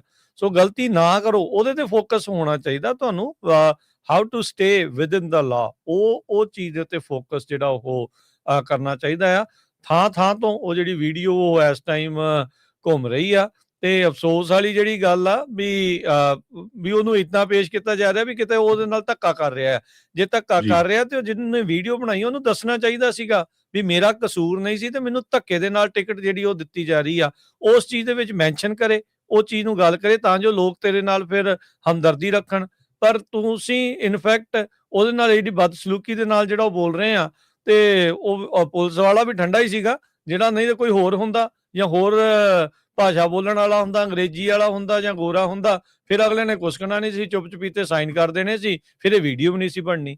ਸੋ ਇਹ ਥੋੜਾ ਜਿਹਾ ਨਾ ਆਪ ਤੁਸੀਂ ਬੇਵਕੂਫੀ ਵਾਲੇ ਉਹ ਜਿਹੜੇ ਗਾਹਾਂ ਤੇ ਗਾਹਾਂ ਸ਼ੇਅਰ ਕਰੀ ਜਾਂਦੇ, ਆਹ ਦੇਖੋ ਜੀ ਆਹ ਕਰਤਾ, ਧੱਕਾ ਕਰਤਾ, ਏਦਾਂ ਕਰਤਾ। ਹੁਣ ਤੁਸੀਂ ਦੇਖੋ ਵੀ ਉਹੀ ਮੁੰਡਾ ਜਿਹੜਾ ਪੁਲਿਸ ਵਾਲਾ ਆ, ਉਹ ਪਿਛਲੇ ਦਿਨਾਂ 'ਚ ਗੁਰਦੁਆਰੇ ਫ੍ਰੀ ਸੇਵਾ ਕਰਨਾ ਹੈ, ਉਹਦੇ ਵਿੱਚ ਉਹ ਵੀ ਮੈਂਸ਼ਨ ਹੋ ਰਿਹਾ ਵੀਡੀਓ 'ਚ ਵੀ ਜੀ ਗੁਰਦੁਆਰੇ ਤੁਸੀਂ, ਉਹ ਗੁਰਦੁਆਰੇ ਆਪਣਾ ਸਮਾਂ ਕੱਢ ਕੇ ਫ੍ਰੀ ਦੇ ਵਿੱਚ, ਗੁਰਦੁਆਰੇ ਨੇ ਕੋਈ ਪੈਸਾ ਥੋੜਾ ਦਿੱਤਾ ਉਹਨੂੰ, ਗੁਰੂ ਘਰ ਨੇ ਪੂਰੀ ਦਿਹਾੜੀ ਲਾ ਕੇ ਉਹਨਾਂ ਆਪਣੇ ਜਿਹੜੇ ਟਰੱਕਰ ਸੀ ਉਹਨਾਂ ਲਈ ਸੈਮੀਨਾਰ ਕੀਤਾ ਵੀ ਭਾਈ ਆਹ ਚੀਜ਼ਾਂ ਨਾ ਕਰੋ, ਟਿਕਟਾਂ ਤਾਂ ਨਹੀਂ ਮਿਲਦੀਆਂ ਹੈਗੀਆਂ। ਸੋ ਉਹ ਵੀ ਉਹਨੂੰ ਚਿਤਾਰਨਾ ਵੀ ਤੂੰ ਉੱਥੇ ਵੀ ਉਦਾਂ ਗੁਰਦੁਆਰੇ ਆਣੇ, ਵੀ ਉਹਦਾ ਕੋਈ ਬਿਜ਼ਨਸ ਥੋੜਾ ਗੁਰਦੁਆਰੇ ਆਣ ਦਾ, ਠੀਕ ਹੈ ਕਿ ਨਹੀਂ। ਮੈਂ ਤੁਹਾਨੂੰ ਦੱਸਦਾ ਰਾਜ ਕਨਵੀਰ ਸਿੰਘ ਜੀ ਕੀ ਆ, ਵੀ 89 90s ਦੇ ਵਿੱਚ ਮੈਂ ਦੇਖਿਆ ਵੀ ਜਦੋਂ ਮੈਂ ਪੁਰਾਣਾ ਆਇਆ, ਤੁਹਾਨੂੰ ਸਾਰਿਆਂ ਨੂੰ ਪਤਾ ਹੀ ਆ, ਬਹੁਤ ਸਾਰੇ ਗੁਰੂ ਘਰਾਂ 'ਚ ਆਪਣੇ ਜਿਹੜੇ ਡਾਕਟਰ ਹੁੰਦੇ ਸੀ ਉਹ ਫ੍ਰੀ ਸੇਵਾ ਦੇ ਕੈਂਪ ਲਾਉਂਦੇ ਹੁੰਦੇ ਸੀ। ਉਹ ਮੁੜ ਕੇ ਕਈਆਂ ਨੇ ਸੂਹ ਕਰਨੇ ਸ਼ੁਰੂ ਕਰ ਦਿੱਤੇ, ਮੈਨੂੰ ਤਾਂ ਜੀ ਇਹ ਗਲਤ ਦਵਾਈ ਦੇਤੀ, ਨਾਲੇ ਉਹ ਫ੍ਰੀ ਕਰਦੇ ਸੀ। ਸੋ ਉਹ ਸਾਰੇ ਹਟ ਗਏ। ਸੋ ਇਸੇ ਕਰਕੇ ਤੁਸੀਂ ਦੇਖੋਗੇ ਬਹੁਤ ਘੱਟ ਲੋਕ ਜਿਹੜੇ ਆ ਪ੍ਰੋਫੈਸ਼ਨਲ ਲਾਇਸੈਂਸਡ ਬੰਦੇ ਜਿਹੜੇ ਹੈਗੇ ਆ ਨਾ, ਉਹ ਕਹਿੰਦੇ ਨਹੀਂ ਅਸੀਂ ਇਦਾਂ ਦੇ ਚੱਕਰ 'ਚ ਪੈਣਾ ਨਹੀਂ, ਨਾਲੇ ਤਾਂ ਸੇਵਾ ਕਰੀਏ, ਨਾਲੇ ਵੀ ਤੁਸੀਂ ਬਾਅਦ ਦੇ ਵਿੱਚ ਜਿਹੜੀ ਆ ਵੀ ਤੁਹਾਡਾ ਲਾਇਸੈਂਸ ਖਰਾਬ ਹੋਵੇ। ਹੁਣ ਉਹ ਮੁੰਡੇ ਨੇ ਆ ਕੇ ਤੁਹਾਨੂੰ ਐਕਸਪਲੇਨ ਕੀਤਾ, ਤੁਸੀਂ ਉਹਨੂੰ ਸੁਣਾਈ ਜਾਂਦੇ, ਉਹ ਗਾਲ ਕੱਢੀ ਆ ਵਿੱਚ, ਹਨਾ ਵੀ ਉਹਦੇ ਵੀਡੀਓ ਕੈਮਰੇ ਤੇ ਆ, ਤੇ ਜੇ ਉਹ ਕੱਲ ਨੂੰ ਹੋਰ ਵੀ ਐਕਸ਼ਨ ਲੈ ਸਕਦਾ ਹੈਗਾ, ਹੋ ਸਕਦਾ ਹੋਵੇ, ਹੋ ਸਕਦਾ ਅਗਲਾ ਲੈ ਲਵੇ। ਹੁਣ ਦੇਖਦੇ ਨਹੀਂ ਰੀਸੈਂਟਲੀ ਕਿੱਦਾਂ ਦੀਆਂ ਵੀਡੀਓ ਹੁਣੇ ਨਾ ਹੁਣੇ Harjot Singh ji ਸ਼ੌਨ Duffy press conference ਉਹਦੀ ਚੱਲ ਰਹੀ ਸੀ, ਮੈਂ ਦੇਖ ਰਿਹਾ ਸੀਗਾ, make American road safe again, ਉਹ ਹੁਣ ਨਿਊਯਾਰਕ ਦੇ ਦਿਵਾਲੇ ਹੋਣ ਲੱਗੇ ਆ। ਕਹਿੰਦੇ ਵੀ ਜਿਹੜੀ ਕੈਥੀ ਹੋਚਲ ਆ, ਜਿਹੜੀ ਨਿਊਯਾਰਕ ਦੀ ਗਵਰਨਰ ਆ, ਕਹਿੰਦੇ ਵੀ ਉਹਨਾਂ ਨੇ ਜਿੰਨੇ ਉਹਨਾਂ ਦੇ ਲਾਇਸੈਂਸ ਆ, CDL ਇਸ਼ੂਜ਼ ਆ, ਕਹਿੰਦੇ ਵੀ ਅੱਧੇ ਤੋਂ ਜ਼ਿਆਦਾ ਇਲੀਗਲਾਂ ਨੂੰ ਦਿੱਤੇ ਆ ਜੀ, ਇਹ ਬੰਦ ਕਰੋ, ਕੈਂਸਲ ਕਰੋ ਸਾਰੇ ਜਾਣੇ। ਜਿੱਦਾਂ 17,000 ਨੂੰ ਚਿੱਠੀਆਂ ਆਈਆਂ ਆ ਇੱਥੇ ਕੈਲੀਫੋਰਨੀਆ 'ਚ, ਹੁਣ ਪਤਾ ਨਹੀਂ ਵੀ ਉਧਰਲੇ ਪਾਸੇ ਵੀ ਕੀ ਜਿਹੜਾ ਬਣਨ ਜਿਹੜਾ ਉਹ ਜਾ ਰਿਹਾ ਹੈਗਾ ਆ। ਸੋ ਮਾਹੌਲ ਨੂੰ ਦੇਖਦੇ ਹੋਏ ਤੁਸੀਂ ਇਦਾਂ ਦੀਆਂ ਚੀਜ਼ਾਂ ਜਿਹੜੀਆਂ ਉਹ ਕਰੋਗੇ। ਹੁਣ ਮੇ ਵੀ ਐਕਸ਼ਨ ਨਾ ਹੁੰਦਾ ਜੇ ਉਦੋਂ ਇੱਕ ਦੂਜੇ ਦੇ ਨਾਲ ਉਦਾਂ ਹੀ ਗੱਲਬਾਤ ਹੋ ਕੇ ਜਿਹੜਾ ਉਹ ਚੱਲ ਜਾਂਦਾ, ਜਿਹੜੀ ਵੀਡੀਓ ਦੀ ਆਪਾਂ ਗੱਲ ਕਰ ਰਹੇ ਹਾਂ। ਤੇ ਹੁਣ ਹਰਜੋਤ ਸਿੰਘ ਜੀ, ਹੁਣ ਅਗਲੇ ਨੂੰ ਵੀ ਚੌਂਸ ਪੇ ਜਦੋਂ ਦੇਖਣਾ ਵੀ ਯਾਰ ਤੈਨੂੰ ਤਾਂ ਇਦਾਂ ਮਸ਼ਹੂਰ ਕੀਤਾ, ਅਗਲਾ ਫਿਰ ਐਕਸ਼ਨ ਲੈਣ ਨੂੰ ਮਜਬੂਰ ਹੋ ਜਾਣਾ, ਫਿਰ ਧੱਕਾ ਵੀ ਹੋ ਜਾਣਾ, ਫਿਰ ਏਦਾਂ ਇਹ ਚੀਜ਼ ਗਲਤ ਜਿਹੜੀ ਉਹ ਬਣਦੀ ਆ। ਬੋਲਣ ਦਾ ਸਲੀਕਾ ਤਾਂ ਰੱਖੋ ਨਾ, ਜੇ ਤੁਹਾਡੇ ਨਾਲ ਧੱਕਾ ਹੋਇਆ ਤੇ ਸਹੀ ਢੰਗ ਦੇ ਨਾਲ ਦੱਸੋ ਵੀ ਭਾਈ ਇਹ ਗਲਤ ਕਰ ਰਹੇ, ਵੀ ਇਦਾਂ ਨਹੀਂ ਕਰਨਾ ਜਿਹੜਾ ਉਹ ਚਾਹੀਦਾ। ਟਿਕਟ ਦਿੰਦਾ ਹੈ, ਜ਼ਿਆਦੀਆਂ ਟਿਕਟਾਂ ਦਿੰਦਾ, ਗਲਤੀਆਂ ਕਰਦੇ ਆ ਤਾਂ ਟਿਕਟ ਦਿੰਦਾ, ਜਾਂ ਬਗੈਰ ਗਲਤੀ ਤੋਂ ਟਿਕਟ ਦਿੰਦਾ? ਸਵਾਲ ਇਹ ਹੈ ਇਹਦੇ ਵਿੱਚ। ਜੇ ਉਹ ਕਈ ਗਲਤੀ ਵਾਰੀ ਨਾ ਇਹ ਨਹੀਂ, ਨਾਲੇ ਹਰਜੋਤ ਸਿੰਘ ਜੀ, ਜੇ ਤਾਂ ਹੁਣ ਗਲਤੀ ਦੀ ਟਿਕਟ ਦਿੰਦਾ ਆ ਫਿਰ ਤਾਂ ਜਾਇਜ਼ ਆ। ਜੇ ਉਹ ਬਗੈਰ ਗਲਤੀ ਤੋਂ ਟਿਕਟ ਦਿੰਦਾ ਫਿਰ ਉਹ ਨਜਾਇਜ਼ ਆ। ਜੇ ਹੋਵੇ ਨਾ ਵੀ ਬਗੈਰ ਗਲਤੀ ਤੋਂ ਦੇ ਰਿਹਾ। ਮੈਂ ਤੁਹਾਨੂੰ ਦੱਸਦਾ ਵੀ ਰਾਜਕਰਮਵੀਰ ਸਿੰਘ ਜੀ, ਵੀ ਤੁਸੀਂ ਪੁਲਿਸ ਆਫੀਸਰ ਦੇ ਨਾਲ ਪਿਆਰ ਨਾਲ ਬੋਲੋ। ਮੈਂ ਇੱਕ ਵਾਰੀ ਯੂਬਾ ਸਿਟੀ ਤੋਂ ਆ ਰਿਹਾ ਸੀ ਤੇ ਲੈਥਰੋਪ ਦੇ ਵਿੱਚ ਗੈਸ ਭਰਾਉਣ ਲੱਗੇ, ਉੱਥੇ ਸਟਾਪ ਸਾਈਨ ਸੀ ਤੇ ਸਟਾਪ ਸਾਈਨ ਮੈਂ ਪੂਰੀ ਬ੍ਰੇਕ ਨਹੀਂ ਲਾਈ, ਹਨਾ, ਥੋੜੀ ਜਿਹੀ ਲਾ ਕੇ ਤੁਰ ਪਿਆ। ਖੱਬੇ ਹੱਥੇ ਪੁਲਿਸ ਵਾਲਾ ਸੀ ਤੇ ਉਹ ਆਂਦੇ ਨੇ ਲਾਈਟ ਦੇ ਦਿੱਤੀ ਤੇ ਲਾਈਟ ਦੇ ਕੇ ਕਹਿੰਦਾ ਵੀ ਕੀ ਗੱਲ ਹੋਈ? ਮੈਂ ਕਿਹਾ ਵੀ ਆਹ ਦੇਖ ਵੀ ਮੇਰੀ ਜਿਹੜੀ ਗੈਸ ਆ, ਵੀ ਮੈਂ ਸੌਰੀ ਆ, ਪਹਿਲਾਂ ਤਾਂ ਮੇਰੀ ਗਲਤੀ ਆ, ਮੈਨੂੰ ਪਤਾ ਵੀ ਮੈਂ ਸਟਾਪ ਨਹੀਂ ਕੀਤਾ, ਮੈਂ ਇਹ ਨਹੀਂ ਕਹਿੰਦਾ ਵੀ ਮੈਂ ਗਲਤੀ ਨਹੀਂ ਕੀਤੀ। ਦੂਸਰੇ ਨੰਬਰ ਦੇ ਉੱਤੇ ਇਹ ਆ ਵੀ ਮੇਰੀ ਜਿਹੜੀ ਗੈਸ ਆ ਰੈੱਡ ਆ ਗਈ ਸੀ ਤੇ ਮੈਨੂੰ ਇਹ ਸੀ ਵੀ ਕਿਤੇ ਰਸਤੇ 'ਚ ਨਾ, ਹਾਈਵੇ ਤੇ ਨਾ ਖੜ ਜਾਏ। ਕਹਿੰਦਾ ਹਾਂ ਤੂੰ ਉਹ ਠੀਕ ਆ, ਵੀ ਮੈਂ ਦੇਖ ਲਈ ਤੇਰੀ ਜਿਹੜੀ ਲਾਈਟ ਰੈੱਡ ਆ ਰਹੀ ਆ, ਵੀ ਜੇ ਹਾਈਵੇ ਤੇ ਖੜ ਜਾਏ ਉਹ ਰਿਸਕੀ ਹੁੰਦਾ, ਪਰ ਤੂੰ ਇਹ ਮਿਸਟੇਕ ਕੀਤੀ ਤੇ ਮੰਨ ਵੀ ਰਿਹਾ ਆ, ਚੱਲ ਮੈਂ ਤੈਨੂੰ ਛੱਡ ਦਿੰਦਾ, ਪਰ ਮੈਂ ਤੈਨੂੰ ਦੱਸਣਾ ਚਾਹੁੰਦਾ, ਕਹਿੰਦਾ ਵੀ ਇੱਥੇ 18 ਤੋਂ 20 ਐਕਸੀਡੈਂਟ ਹੋ ਚੁੱਕੇ ਹੈਗੇ ਆ ਇਸੇ ਸਟਾਪ ਸਾਈਨ ਤੇ। ਉੱਥੇ ਟ੍ਰੈਫਿਕ ਜ਼ਿਆਦਾ ਹੁੰਦਾ, ਸਾਰੇ ਨਹੀਂ ਕਹਿੰਦਾ ਦੇਖਦੇ ਹੈਗੇ ਉਦਾਂ ਰਾਈਟ ਟਰਨ ਵਾਲਾ। ਸੋ ਜੇ ਤੁਸੀਂ ਉਹਦੇ ਨਾਲ ਫਸੋਗੇ ਤਾਂ ਫਿਰ ਅਗਲੇ ਨੇ ਟਿਕਟੇ ਦੇਣੀ ਆ, ਹਨਾ। ਨਹੀਂ, ਸੋ ਇਹ ਜਿਹੜਾ ਫਿਰ ਉਤੋਂ ਉਹਦੇ 'ਚ ਤੁਸੀਂ ਦੇਖੋ ਵੀ ਗਾਲ ਕੱਢੀ ਆ, ਉਹ ਤੁਸੀਂ ਜਿਹੜੀ ਗਾਲ ਕੱਢੀ ਆ ਉਹ ਸਾਰਿਆਂ ਨਾਲ ਸ਼ੇਅਰ ਕਰੀ ਜਾਂਦੇ ਆ, ਹਨਾ, ਗਾਹਾਂ ਤੇ ਗਾਹਾਂ। ਠੀਕ ਆ, ਆਪਾਂ ਕਹਿੰਦੇ ਆ ਵੀ ਸਾਡੀ ਜਿਹੜੀ ਪੰਜਾਬੀ ਭਾਸ਼ਾ ਆ ਉਹ ਬਹੁਤ ਵਧੀਆ ਆ, ਆਪਾਂ ਉਹਨੂੰ ਵਧਾਈਏ ਗਾਹਾਂ ਤੇ ਗਾਹਾਂ। ਫਿਰ ਜਿਹੜੇ ਉਹ ਹੁਣ ਮੈਂ ਦੇਖਿਆ ਕਈ ਹਿੰਦੀ ਚੈਨਲ ਜਿਹੜੇ ਆ ਉਹ ਹਿੰਦੀ ਦੇ ਵਿੱਚ ਉਹਨੂੰ ਟਰਾਂਸਲੇਸ਼ਨ ਕਰਕੇ ਨਾ ਉਹ ਗਾਹਾਂ ਤੇ ਗਾਹਾਂ ਟਿਕਟੌਕ ਪਾਈ ਜਾਂਦੇ ਆ। ਨਹੀਂ, ਜਾਂ ਤਾਂ ਫਿਰ ਬਣਨ ਬਹਾਦਰ, ਫਿਰ ਜਦੋਂ ਵੀ ਕੋਈ ਵੀ ਅਫਸਰ ਟਿਕਟ ਦਿੰਦਾ ਫਿਰ ਸਾਰਿਆਂ ਦੇ ਨਾਲ ਇਦਾਂ ਬੋਲ ਕੇ ਦਿਖਾਉਣ, ਫਿਰ ਇਦਾਂ ਵੀ ਜਿਹੜਾ ਉਹ ਕਰਕੇ ਦਿਖਾਉਣ ਨਾ। ਇਹ ਥੋੜੀ ਵੀ ਆਪਣਾ ਬੰਦਾ ਦੇਖ ਕੇ ਤੇ ਤੁਸੀਂ ਉਹਦੇ ਨਾਲ ਇਦਾਂ ਜਿਹੜਾ ਉਹ ਕਰੇ। ਦੋਨੋਂ ਪਾਸੇ ਇਦਾਂ ਚਾਹੀਦਾ ਵੀ ਗੁੰਜਾਇਸ਼ ਜਿਹੜੀ ਉਹ ਰੱਖਣੀ ਚਾਹੀਦੀ ਹੈ ਨਾ, ਇਹ ਇਦਾਂ ਨਹੀਂ ਜਿਹੜਾ ਉਹ ਚਾਹੀਦਾ। ਤੇ ਬਾਕੀ ਗਲਤੀ ਨਾ ਕਰੋ ਤੇ ਉਹਦਾ ਜਿਹੜਾ ਖਾਮਿਆਜ਼ਾ ਨਹੀਂ ਭੁਗਤਣਾ ਪਊਗਾ। ਜੇ ਤੁਸੀਂ ਕਹਿੰਦੇ ਵੀ ਧੱਕੇ ਦੇ ਨਾਲ ਹੀ ਜਿਹੜਾ ਉਹ ਹੋ ਰਿਹਾ, ਆਪਣੇ ਪ੍ਰੂਫ ਕਰੋ, ਤੁਸੀਂ ਫਾਈਟ ਕਰ ਸਕਦੇ ਆ। ਬਿਲਕੁਲ ਫਾਈਟ ਕਰ ਸਕਦੇ, ਜੇ ਧੱਕਾ ਕੀਤਾ ਤੁਹਾਡੇ ਬੰਦੇ ਕੋਲ ਆਪਸ਼ਨ ਆ, ਤੁਸੀਂ ਜਾ ਸਕਦੇ ਕੋਰਟ ਦੇ ਵਿੱਚ। ਬਿਲਕੁਲ ਜੀ। ਇੱਥੇ ਪ੍ਰੋਗਰਾਮ ਦੀ ਸਮਾਪਤੀ ਹੈ ਜੀ, ਮਿਲਦੇ ਆ ਅਗਲੀ ਵਾਰੀ। ਸਭ ਨੂੰ ਪਿਆਰ ਭਰੀ ਸਤਿ ਸ਼੍ਰੀ ਅਕਾਲ ਜੀ।